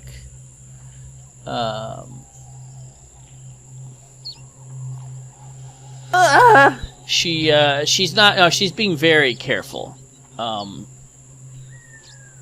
And she eventually, she says, I'm pretty certain your arm has been dislocated. This is bad.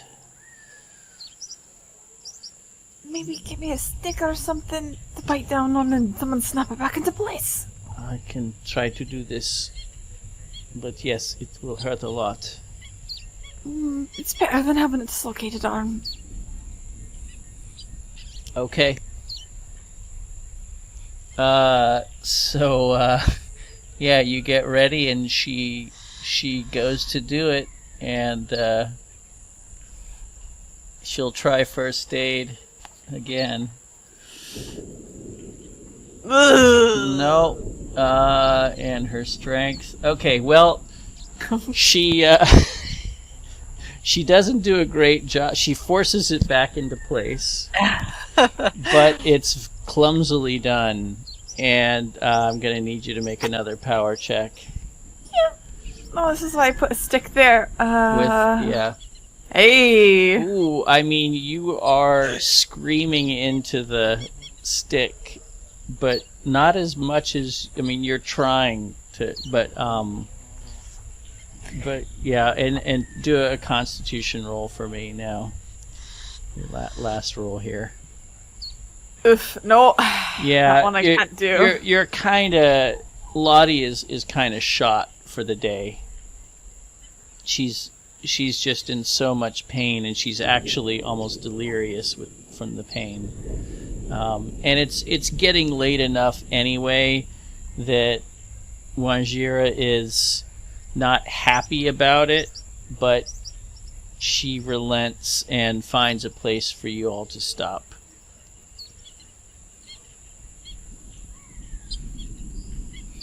And William, I needed to know too whether, because you failed yours, were you going to try to push through your Constitution, or were you going to slow everyone down?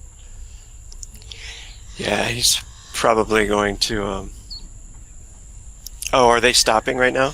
Well, they will, but I mean, this is for the day. I want to see how far along you got. So you failed your Constitution roll, and we didn't resolve the results of that. So, okay. Were you trying to keep up, or were you slowing everyone down anyway? He'd probably try to keep up. All right, so you can push it. And that is Constitution. Okay, so William, you're probably very grateful that you're not pushing on today, because you're also kind of shot. I mean, you're now beyond exhausted. You haven't really slept properly for 2 nights, and you're starting to get a little hallucinatory, maybe even like just not seeing or thinking clearly.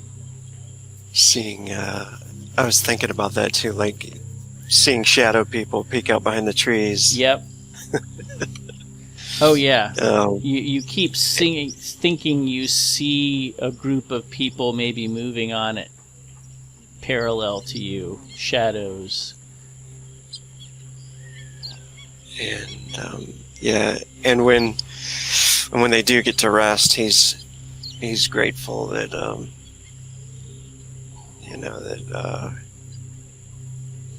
not that she's wounded or anything, but that it's that they're going to get a chance to at least stop. So he's going to stay with her and with Lottie and console her and stuff, give her some water, and he's like, I need to sleep. Lottie is nearly probably sick from the pain. Probably has thrown up at least once or twice just from it. She's not talking a lot this evening, mostly leaning against whatever rock or tree that she can. Just trying to grit her way through it, blinking hard and gritting her teeth. And Ingrid says to Maxine, I hope I didn't make it worse. Yeah, we're all just doing the best we can. Lottie's pretty tough. She's been through worse.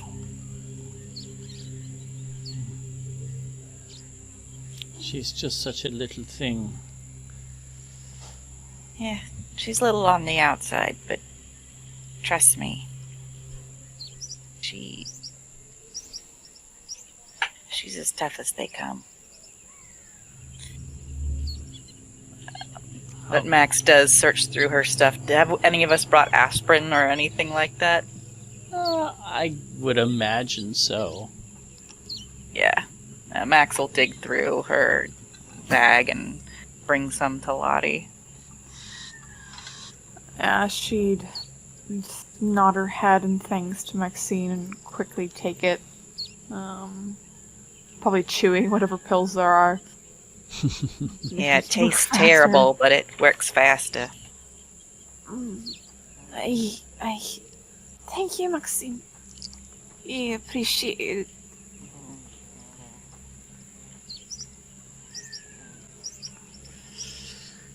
Well, I would say it is an uneasy evening. William, you fall asleep, certainly. And Lottie, you might sleep or you might not. I don't know. Sometimes when the pain is intense, it's hard to sleep. But in any case, you pass the night. William, do a sanity check for me this time with, I'm going to give you 2 bonus dice because you're exhausted. Good thing I gave you 2. You actually, it is not a completely dreamless sleep. And in fact, you wake up in the morning having had dreams about shadow people moving through the forest, and in your dreams you were moving along with them, though you didn't really know why, but you knew that you were being kind of drawn along to the same destination and that it was an end of some kind.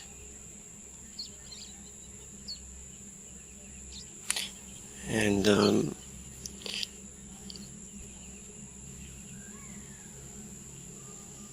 at the end of this dream, he hears the voice of his ex say, "Wake up," like a whisper in his ear. And when he wakes up, kind of like a startled reaction, he looks around very quickly to see if Lottie's all right. She's sleeping, and you notice you jarred Wanjira awake. She was sitting with her head drooped down, and she kind of jerks her head up and blinks.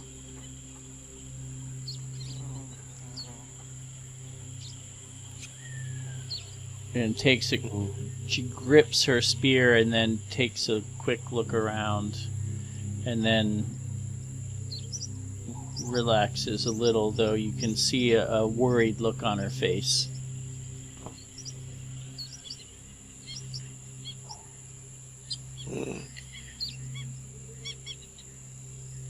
William looks at like Wanjira for a moment, kind of studying her to see if she's watching the area, and then makes sure Lottie's all right. Checks on her arm or shoulder. It's swollen and black and blue, and doesn't look good. Lottie, make a Constitution roll for me with a penalty die. Oh no, this is all just gonna be so bad. Yeah, Yep, no. There's just been no heal. Like it's actually more painful this morning when you wake up than it was yesterday. Like, now the real pain sets in. But at least it's not dislocated anymore. But Lottie's just cradling her arm, moving very gingerly, and she looks over to Maxine. You got anything else? Anything more, Maxine?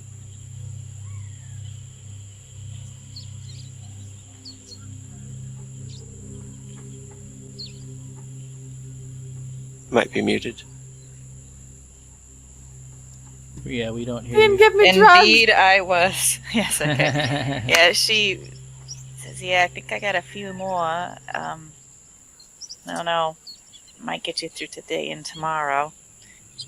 And she kind of digs in her bag and pulls out whatever she's got. Probably, somewhere between 10 and 20 pills. That seems like the normal amount you would carry around with you. Mm-hmm.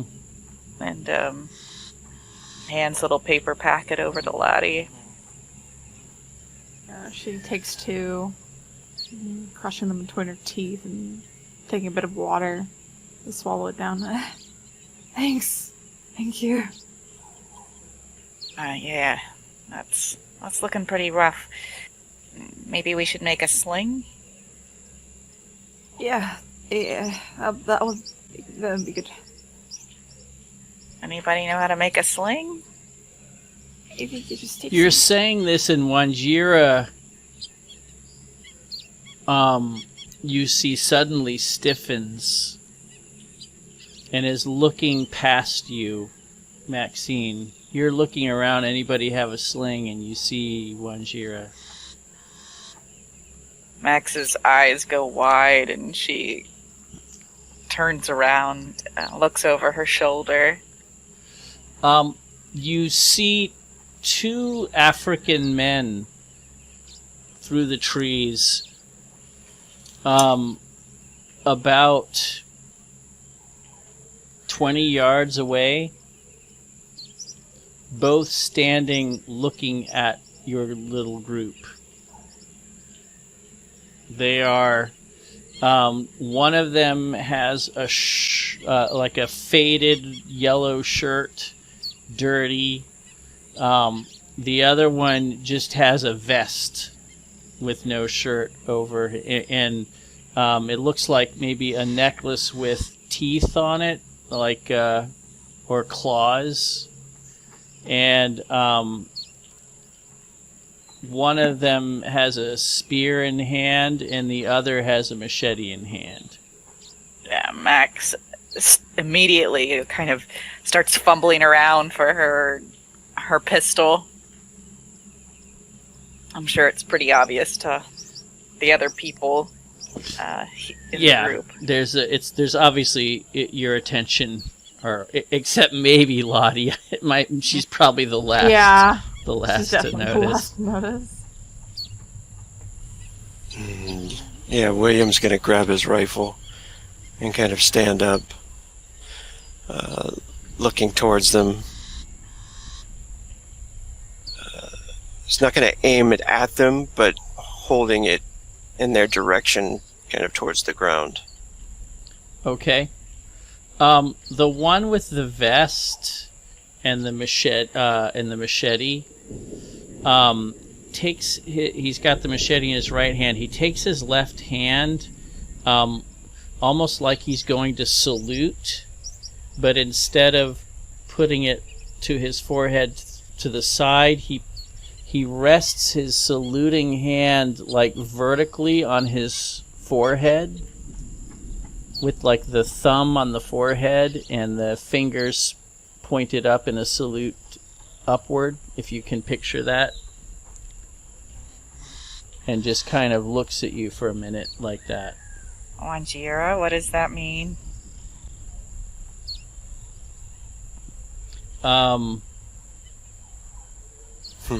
She just stands up, and you're not you can make a psychology check, Maxine. That's not I should say you can attempt yes. a psychology check. Yeah, you do not read anything specific about her response. It's not clear. She's not doing anything other than standing up, though. Have I ever seen that No, type of salute? I don't believe so. No. And William, still kind of with the rifle, not even looking away from him at all. He says, "Are these friends or foes, Wanjira?" The other one kind of lowers his spear a little bit and does the same thing. And now they're both standing there with their hand on their forehead. Max will kind of keep her are they doing it with their right hands or their left hands? Their left hands. She's going to keep one hand in her purse, a hand around her pistol, finger on the trigger, and the other hand she's going to make the same symbol that they are at them. Okay. You can see they're looking at you.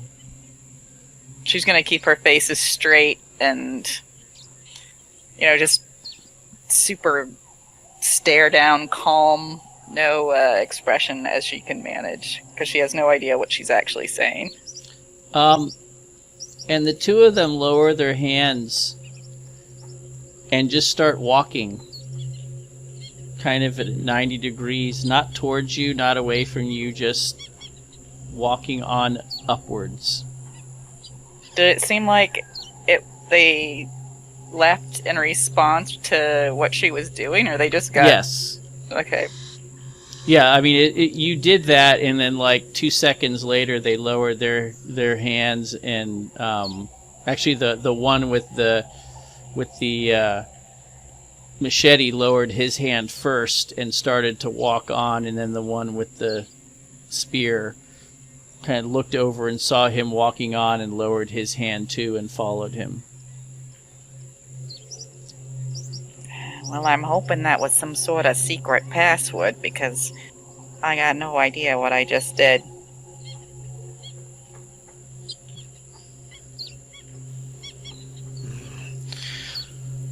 William's still standing there with the same position. And he looks over to Maxine. They're leading us to the end.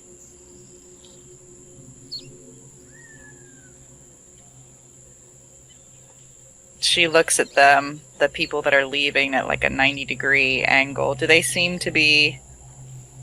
Do they like pause, look behind them? They don't pause, but the guy with the machete doesn't look back. The guy with the spear, you see him glance over in your direction a couple times, with maybe mild curiosity. You're not really sure. It's hard to read them. And they're going to disappear from view between the trees soon. Wanjira, do we follow them?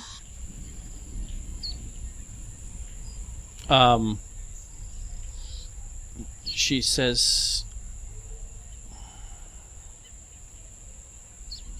she's thinking for a second, and then she just nods.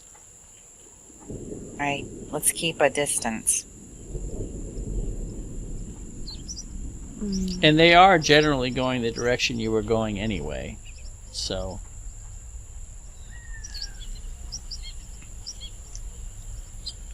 So you grab your things quickly. Yeah. And as we start walking, if we're able to fashion some sort of a sling for Lottie, that's not too complicated. No, yeah, it's not too she'll bad. take some clothes. I and would kind of- imagine you probably might have Pretty done easy. that before. Before you went to sleep. You probably got made or something. So yeah, that'll help. So you press on. You lose sight of these people, but Wanjira is very good at following. And you eventually, you keep spotting them. You just little glimpses of them as you go. And they're not going very fast. So Lottie is probably secretly very pleased with that. Oh, yeah. She's mostly following everyone else. Be half paying attention to people they are following.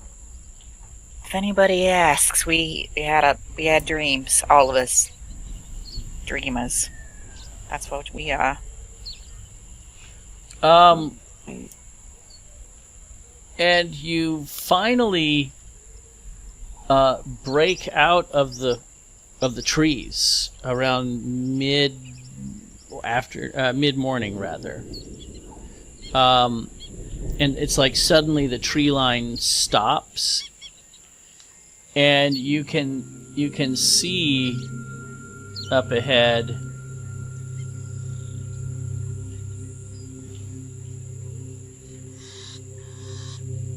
this kind of crazy mountain. And to give you an idea of scale, like these here are like people. Do we see any other people? Actually you do. You see a small group of people heading up over here. It looks like there might be one or two people in a small group, or two or three rather, moving together, and then the two guys ahead of you. They all seem to be converging up. Now, the people that we see, do any of the groups have, like, English people in it, or are they all natives? It's really hard to tell, but,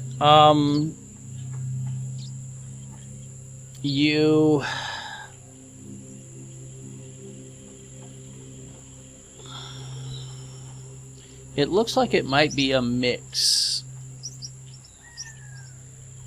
It is difficult to tell at this distance. But there are definitely dark-skinned people. There may be some lighter-skinned. It's hard to tell.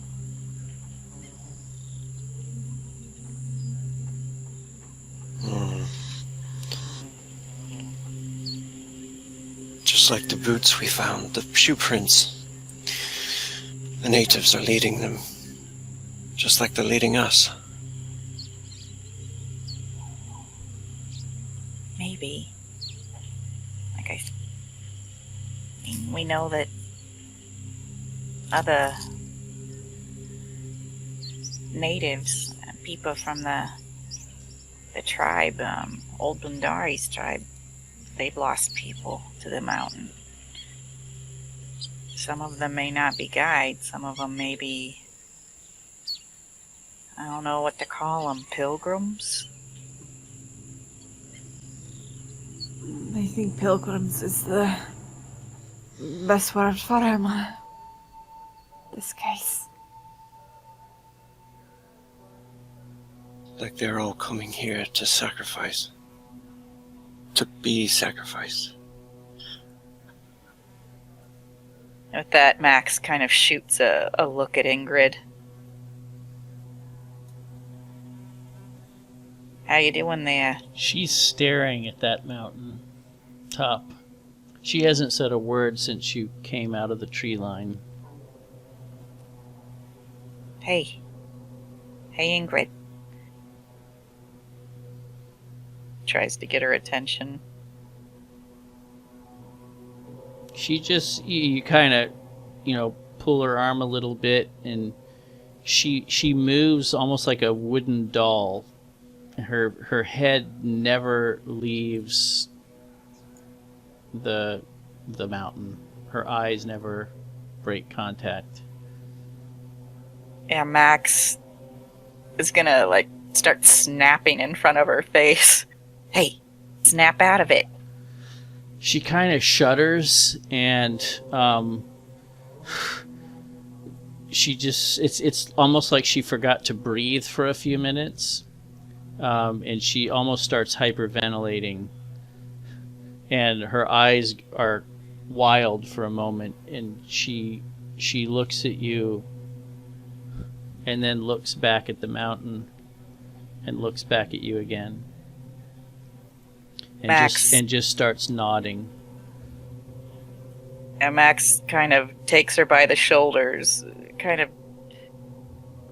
blocking the view a little bit, gets in close, kind of tries to turn her at an angle so she is not in direct view of the mountain. Okay. She just looks at you, but you're not sure she's entirely all there. Yeah. Ingrid, I need you to tell me that you're okay. You ain't losing it here. Talk to me. Open your mouth. Make words come out. She just looks down and she just nods. She's just nodding at you. This ain't good. Max kind of, she's thinking about what she can do to help Ingrid as she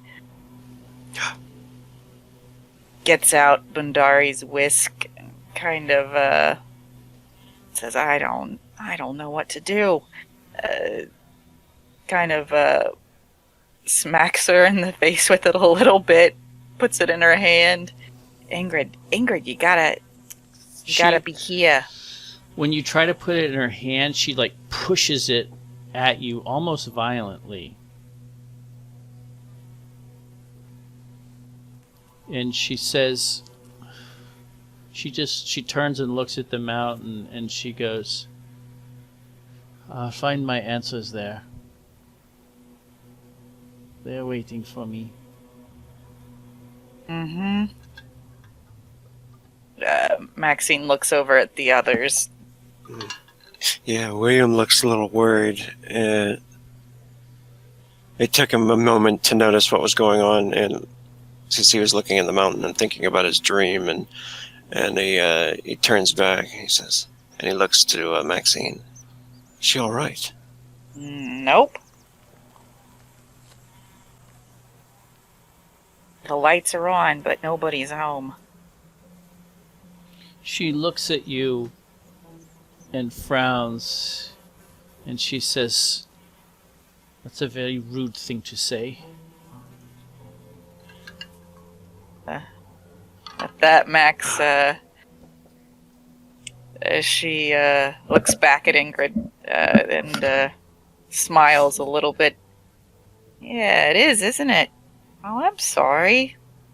It's just, you're sitting there staring at the mountain She walks almost past you and says, just almost like dismissively and almost absently, she says, you're not sorry. And she looks up at the mountain and she says, why are we waiting? Because you're acting crazy. When you say that, she jerks her head to look at you. And she says, crazy, am I? You didn't have to come with me. I told you did not have to come. I think you got it the other way around, Toots. I told you didn't have to come with me. I was coming here anyway. Oh, well, it's not your mountain. You don't own it. Max is just trying to provoke her into, more human contact. She seems irritatingly, thick or not, like you just feel like your words are bouncing off of a wall. She seems like momentarily provoked, but she's just very distracted. So your shots aren't really landing like you'd like them to. William doesn't catch on to what Maxine is doing, so he tries to intercede and says, Ingrid, you were unresponsive. Maxine was trying to speak with you, and it's like you weren't there. I am here. You hearing something inside your head? She turns and looks at you for a moment, and she just waves her hand at you dismissively and says, you don't understand. Oh, well, that's because you ain't talking. Why don't you hold on to this whisk? She says, I don't want your stupid whisk. I want answers. And she starts to walk forward. Crap. And you can see Wanjira is standing. She hasn't said a word since you've come out either, and she's just staring at the mountain too. And Lottie, you probably are the one that might have noticed her the most since the others were all engaged with Ingrid. Wanjira actually looks a little frightened, in your opinion. Like she's for the first time this whole journey, she seems hesitant or reluctant. Lottie looks to Wanjira and says, I know that, well, you've come on this journey and, well, I don't want to speak of what you've lost or what you're looking to eventually get to. But she looks to Ingrid walking and looks back to Wanjira. I'm afraid to, obviously. But we have to press on. But we'll go by your guide. I don't know what Ingrid's going to do. She just looks at you, and there's just this very brief moment of connection between your eyes, where you can see and you suddenly understand she is afraid. But she blinks and looks away quickly and says, "We must go. There's no point in waiting." And she starts off after Ingrid at a walk. Yeah, Max is already following Ingrid, looking back at the rest of you and gesturing, come on. William's probably the last one, maybe, if everybody's moved off or started off. He's looking to see if he can see how many entrances there are, or if there's like just one that people are going to. It's a little hard to tell, but you can make a spot hidden check for me. Binoculars.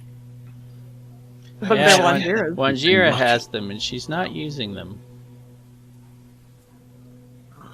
Yeah, can he catch up to her and say,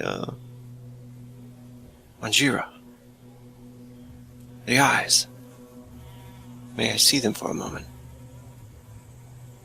She looks a little irritated, but she takes them off her neck and hands them to you.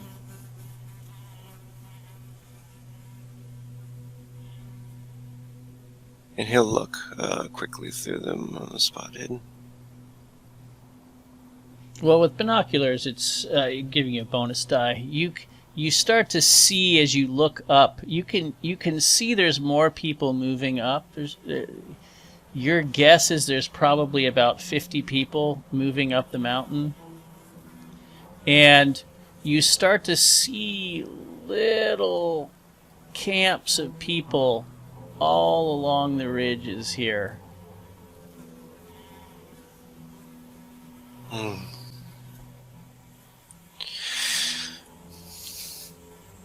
But no other entrances or anything? You don't spot any entrances to anything. Yeah, and he'll hand the binoculars back to her. I see many camps, no cave entrance. People are camping? It seems so. Lottie looks around and says, maybe if we get a gauge for how long they've been camping. I have a feeling they're all waiting for a certain time, a certain day. Oh, yeah. Max starts counting in her head. I don't think they're going to be waiting for long. Ingrid just says She doesn't turn to look at you, and you almost barely don't hear her because she doesn't really address it directly to you necessarily, but she says, the time when all will be revealed. Yeah, the time when they feed you to the monsters.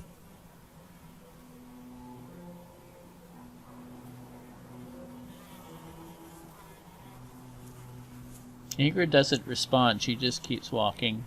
And Wanjira is, has caught up to her and is walking beside her.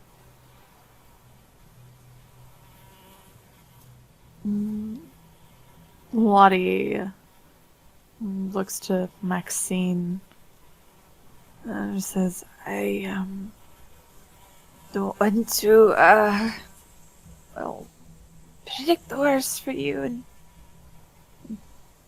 for Ingrid, but I don't know if she's gonna snap out of this.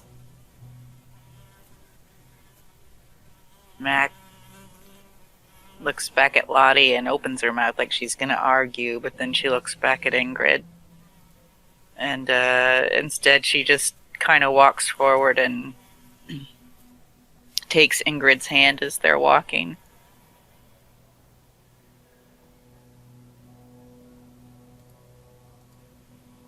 Okay.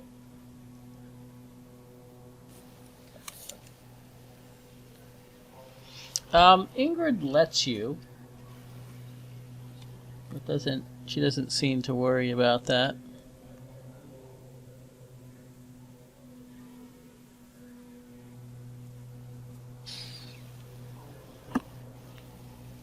And your guess is if you're gonna make your way up to where those camps are, it'll take you probably an hour or so.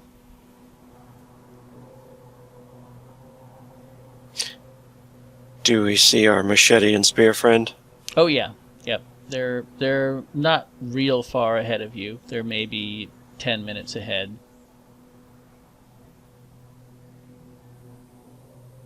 They don't seem to be interested in you at all at this point. You don't see that they've turned back to look at you at any point. I didn't foresee this. Thought we was going to be sneaking up, but it looks like we can walk right up to the front gate. There's so many people here. I suggest we observe their behavior. Maybe try and mimic it a bit so we can fit in. Yeah. Act like zombies. Got it. Angry zombies.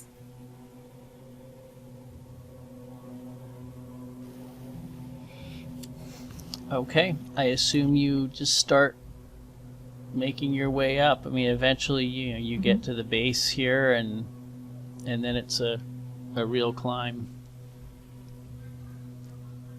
It's not a hard climb, but it's not an easy one. Ooh, an actual climb? No, you don't have to make a climb check. It's just, Damn it, I'm 51. It's just a tiring. Well, so that's good. So that means it's not as hard for you. Like you're just surprisingly, you're not a bad climber. No, it's just steep enough that it's you have to slow down at times and watch your footing here and there, and then it's just stop for breaths.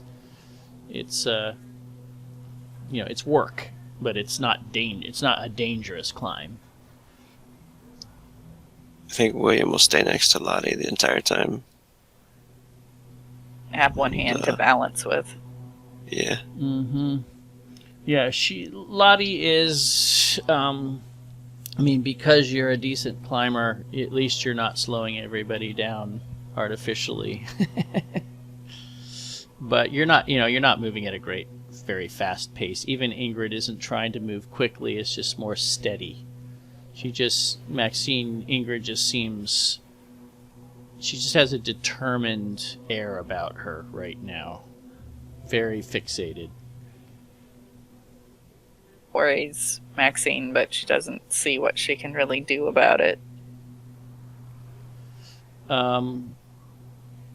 So yeah, eventually you get close enough. You make your way up, and you're close enough to little outlying camps that you can see. It's basically just little clumps of people that have just set up on whatever level ground they can find. And they just have like little campfires, and they just sit around the campfire.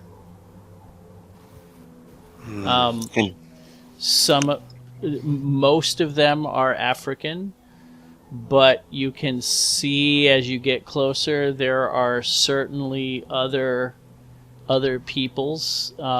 There's definitely Indians present, and little mixed clutters of whites as well, but not many of those. Is everybody's demeanor weird? It's as very we get close? it's subdued. It's strangely quiet. Like you don't see you even see children here and there in the camps, and they're also just sitting around the campfire, like very quietly. They're not statue-esque. They're not, like zombies just sitting there. But they move occasionally. But it's like they're in a trance or something. Yeah. William will keep an eye on Ingrid as well. Is she kind of falling into that same type of... Hard to Remaining tell. like You that? can try a psychology check. Little hard to see. I mean, she's focused on climbing up the thing, so yeah, it's hard to tell. She doesn't seem. She's certainly not in a trance. She's got to focus on climbing and all that. She's aware of her surroundings.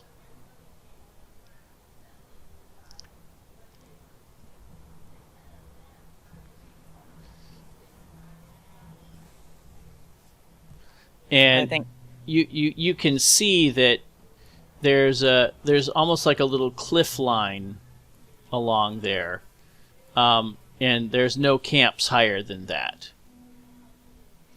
So where are you going, or are you just following Ingrid?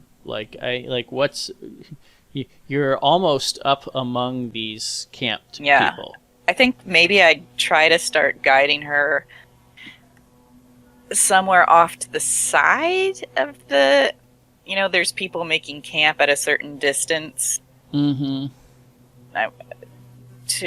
She'll say, well, everybody's making camp. Let's make camp over here. Put some distance between them and other people. So you want to be on the fringe. Yeah, is on the fringe. Point. Low fringe off to the side. Like, how high up do you want? So, the camps range. It's kind of hard to. Actually, it doesn't help at all. From the top down to maybe that distance down. Not very far. Maybe 50 yards from the top. Are you trying to be down near the bottom and off to the side, or closer to the top and off to the side? I think we're here to investigate. So, as scary as it is, probably a little closer. But Okay. off to the side. Okay. Do we see anybody that is perhaps like a sentry or a guard or somebody with like standing watching the others, or You really don't. and no entrances? We doesn't- haven't seen any entrances yet. No, sir, definitely not. Lottie pipes up and says, maybe at night, we should look to see if there's any other lights around this place. might indicate some sort of entrance. Good idea. As it gets darker, we might be able to spot something like that. We should at least try. Can't be staying here for the next few days.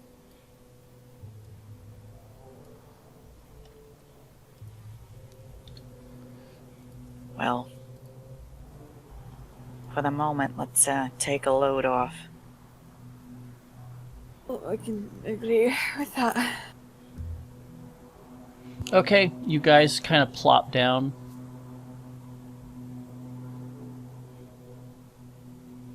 Ingrid isn't staring up, but she sits and she just looks very contemplative, and her eyes are kind of down. What you thinking about, Ingrid? She doesn't respond. Jeez. We brought rope, right? I'm sure you did.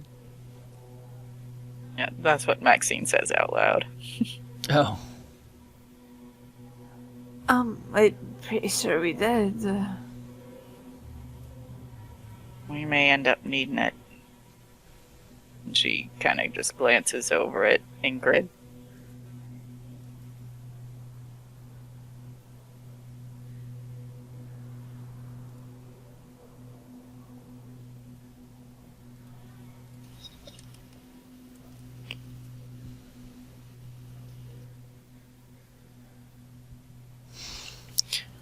I think. Oh, go ahead. I was just gonna say, Max kind of looks to the other groups and just kind of spends some time resting and watching them and seeing if anybody does anything other than sit there waiting. Are they eating? Are they making campfires? You know.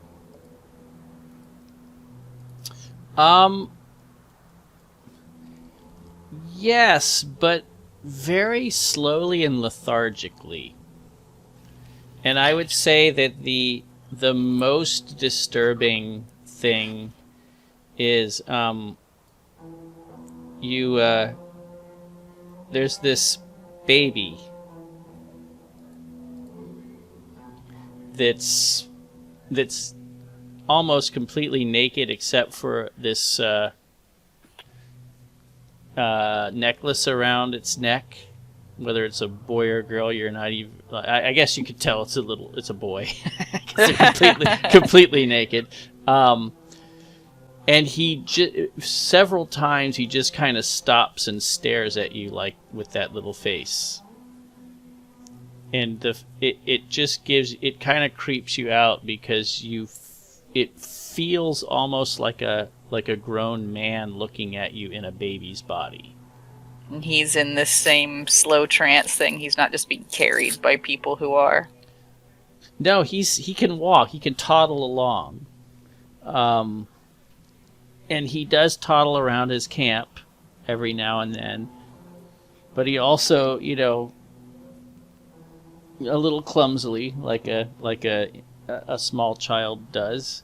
But he stops several times, and your eyes are on him, and it's almost like he can sense your eyes are on him, and he looks over at you and meets your eyes. He's maybe 25 yards away, so he's not super close, but close enough to see his features. Max is definitely disturbed. She can't stop glancing over there, although she keeps turning away whenever the baby looks at her. Is anyone else sharing that kind of salute? You're not seeing that. Keep your eye out for anybody who's not acting, well, weird. Hypnotized? Yeah, mesmerized, however you want to say it. Just in case there's others that I don't know I'm more aware. Maxine, as you're saying that, to keep an eye out for people that aren't hypnotized. You see a woman stand up from her at her campsite, and they actually have a tent. Most of them just have little campfires, but she stands up, and you recognize her face. Oh, we do. Ah! Oh no! Oh no! Oh no! Max, kind of. Have we we haven't set up any tents yet. You have really we? haven't done anything No. except sit there and look around and try to take in the situation.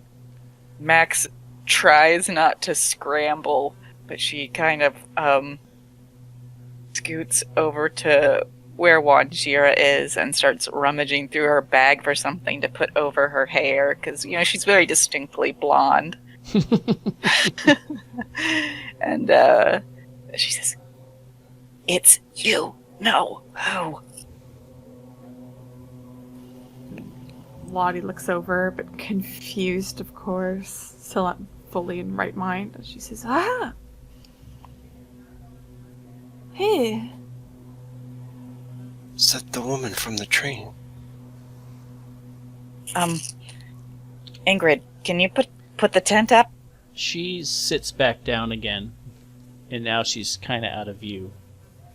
All right, Max, with that, tries to get Ingrid to start putting a tent up because she wants something to shield them visually. Like, she'll start with putting up the tent in a way where it would block view from that direction. Okay. Well, that's the direction of the main of the rest of the camps, because remember, you're on the fringe. Yeah. You're on the fringe, off to the side. So that tent would kind of interpose between you and the other camps. That's fine. Yep. Okay.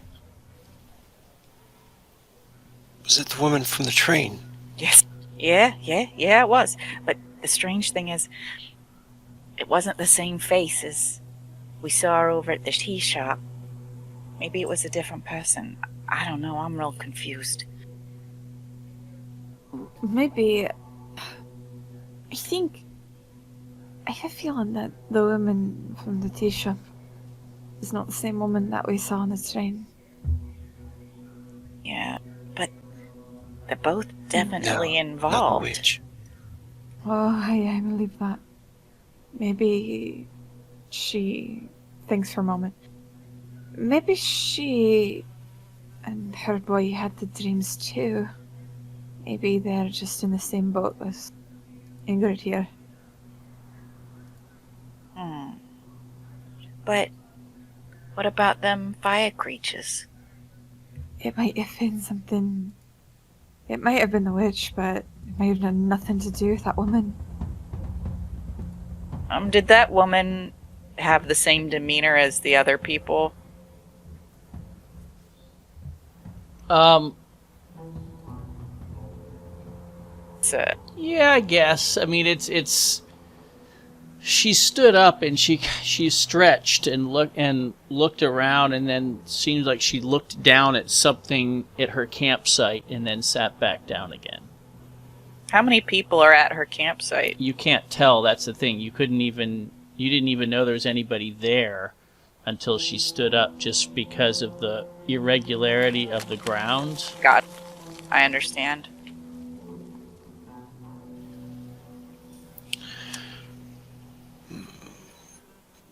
Max is going to finish putting up the tent and kind of spend some time inside of it thinking, although she might come out and look around every now and then. She's trying to pick out a path to that campsite where the woman was, in case they had to traverse it in the dark. Okay. And you start to hear drums coming from up somewhere blue blazes is that? She looks over at Ingrid.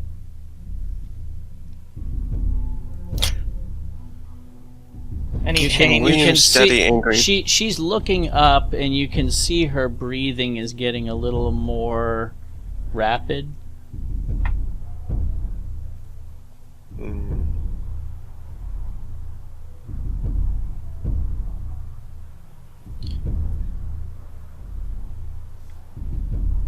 And you also Are the notice, others? yeah, you notice other people turning and looking up toward the mountain, and some of them kind of, a few of them, not all of them, like put their arms out, like in an attitude of prayer or supplication or something. A couple people prostrate themselves on the ground. There doesn't seem to be a uniform response, but clearly it is. Most of the people are responding. Is Ingrid doing anything weird? No, she's just looking and breathing heavy.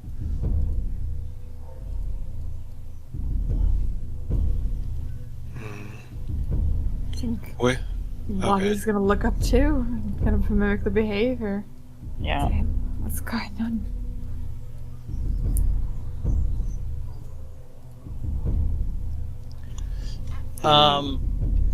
Yeah, you wait. Does anybody do anything? William's not gonna look up, but he's gonna like keep his eye on Ingrid, and he's gonna actually ask her, Ingrid, what are you feeling right now?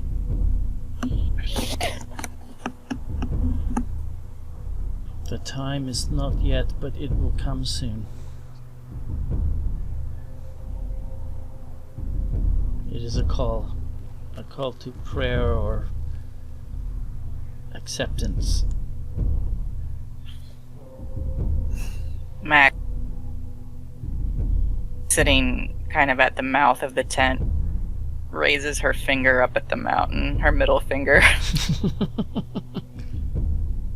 As you raise your middle finger, you see a snake of people start to come down somehow from above the cliff, above the top, the highest point of the campsites, and start to wind. There must be some sort of ledge that tracks on the side of the mountain low down here, because you can see heads and spears bobbing as they come along.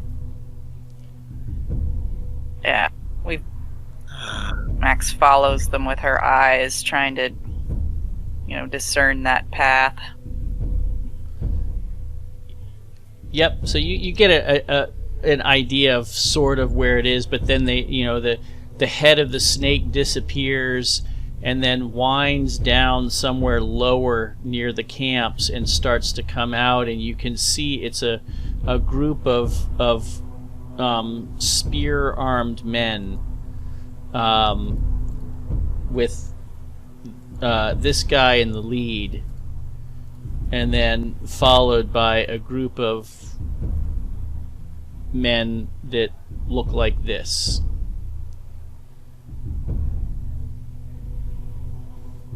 And they just start wending their way through the camp, almost oblivious to the people. No interest in the camp at all. Just sort of jogging by.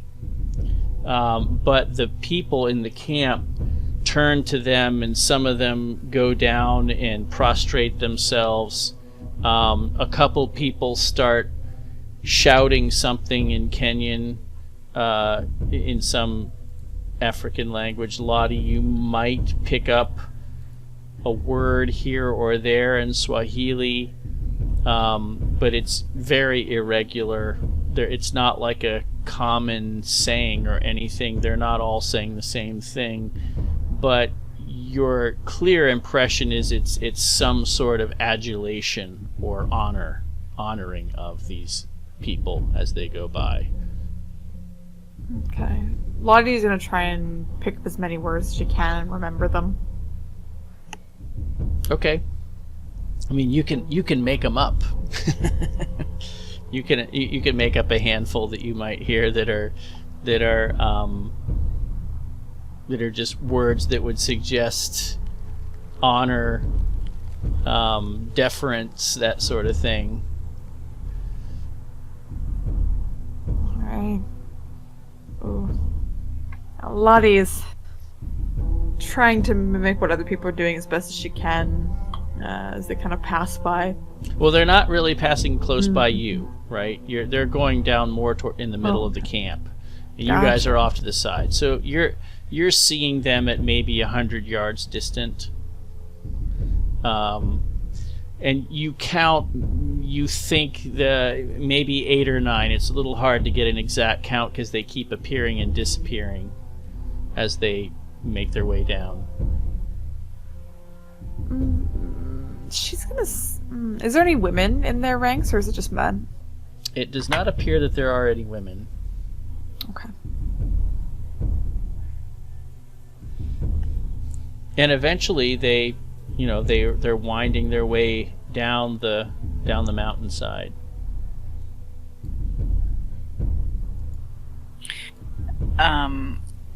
Max goes into the tent and she kind of checks on the lizard, sees if the lizard's responding to any of this. The lizard just blinks at you and makes his little tick, tick. Yeah, I think there's some real tasty flies around here.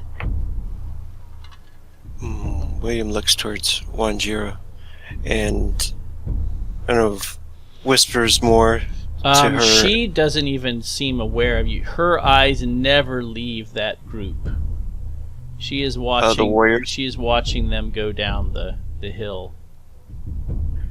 And you can see your eyes kind of go to, she's holding her spear and she wasn't really holding it. She just had it kind of on the ground by her, but she's got it in her hand and you can see her knuckles are white. William says, Wanjira. Wanjira. He'll try to get her attention.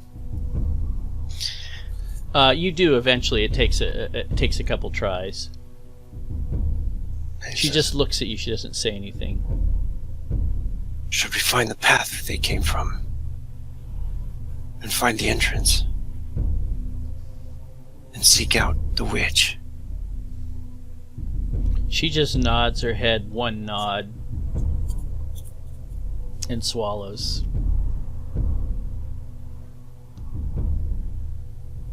Not until tonight. And he looks to the others. You think we should wait? I mean, people are gonna notice if we head up there.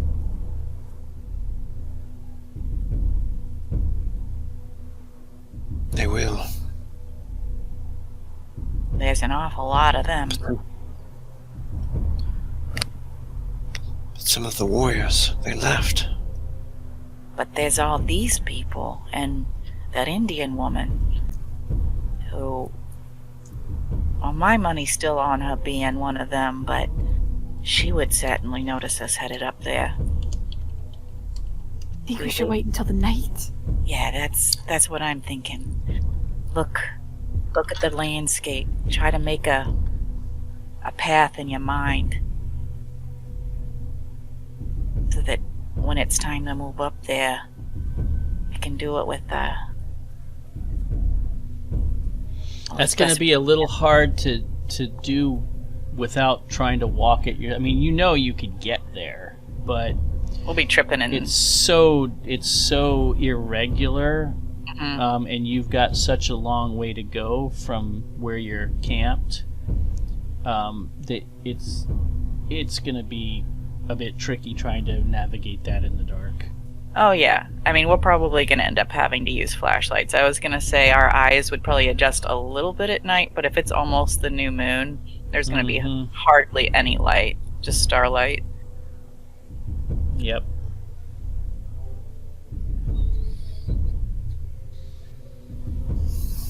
Maybe we should scout it out now. I just think that's I think poking our heads out before dark is a real bad idea. I mean, we stand out. We can't just stay here, though. We can't just stay. We have to do something. At dark. Just wait. I know. How long is it gonna be till it starts to get dark? Maybe 4 hours. Well, These we people are in a could, trance. and maybe not all of them. We could, since we've got our tent kind of blocking the view of the other side of the camp, we could kind of try to sneak off a little bit in that direction and then head up, and we might be less of an obviously visible to the people here. You know what I mean? Like if we're on the fringe, go further fringe, head up, and then over, and maybe the people in the camp wouldn't really see us.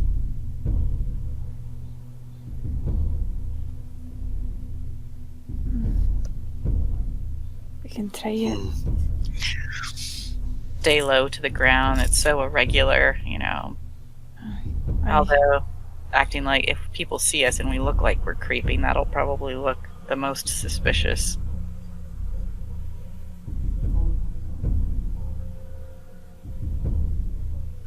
You could tell William's like thinking about it, and he's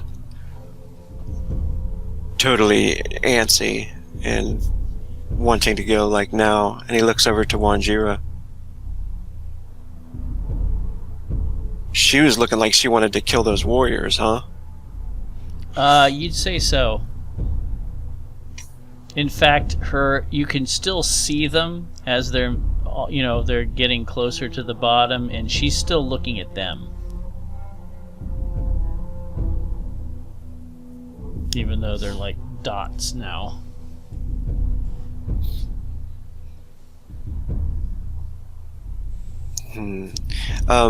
Is there any vantage point that William could move to maybe find that the passageway from the camps up? Try a navigate check.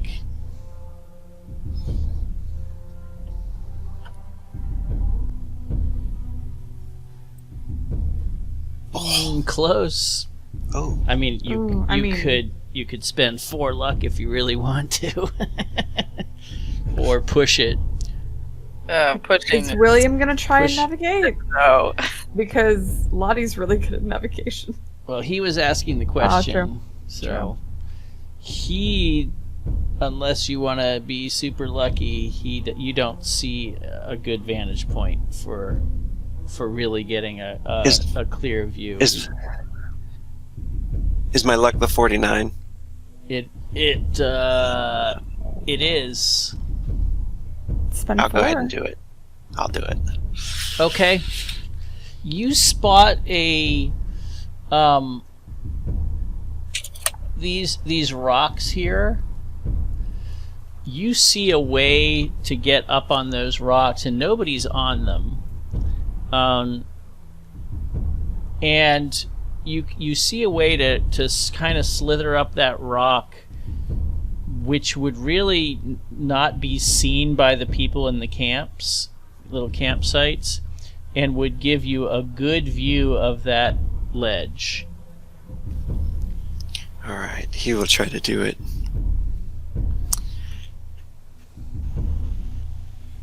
All right. William And, gets up and heads off, yes? Where are you going, William? He says, I have to find the pass up the mountain before it's dark.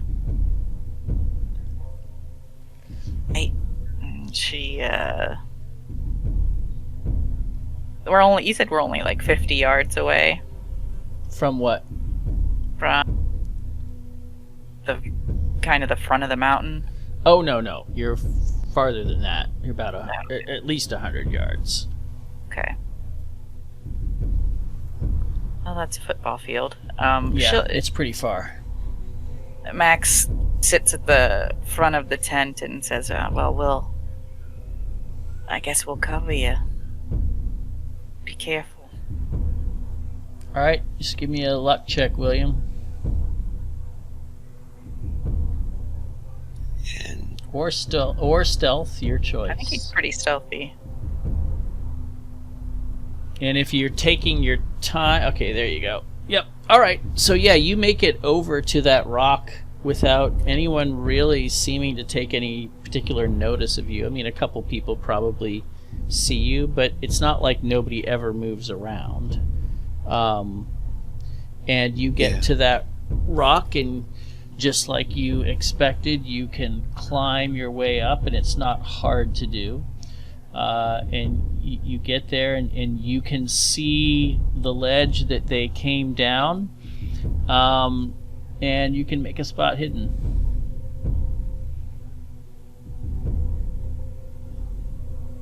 Oh, nice. Ooh, okay, so you see a lot from here.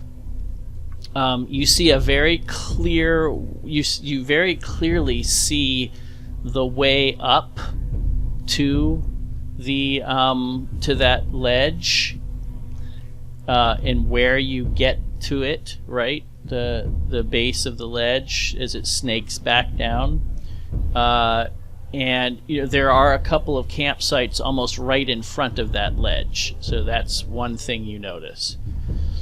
The other thing you see is that from where you are quite certain that ledge goes along, and there is a cave entrance at the end of that ledge. Ooh. It's a little subtle, but you see it. It's like the sun is just, its sun is going down. It's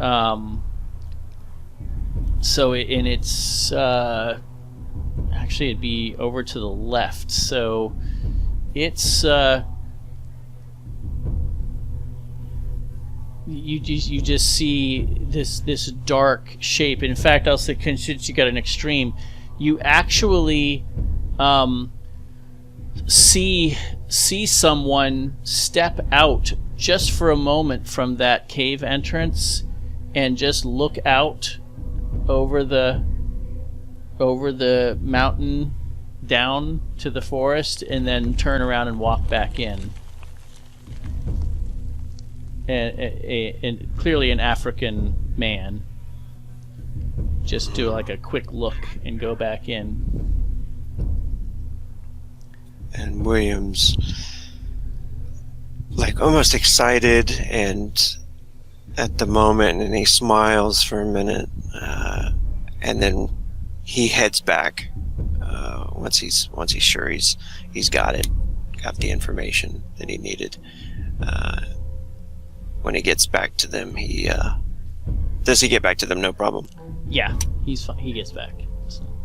He says, and he explains, everything as detailed as he can about it. And he says, there's a cave entrance over there. You said that there's campsites in front of it. Was the people in the campsites? Yes. Yes, there's always people that sit in the front row of the classroom, and those are you see there were a couple campsites of people like right at the base almost of this winding ledge. They were trancy just like everyone else. I'm not too worried about them.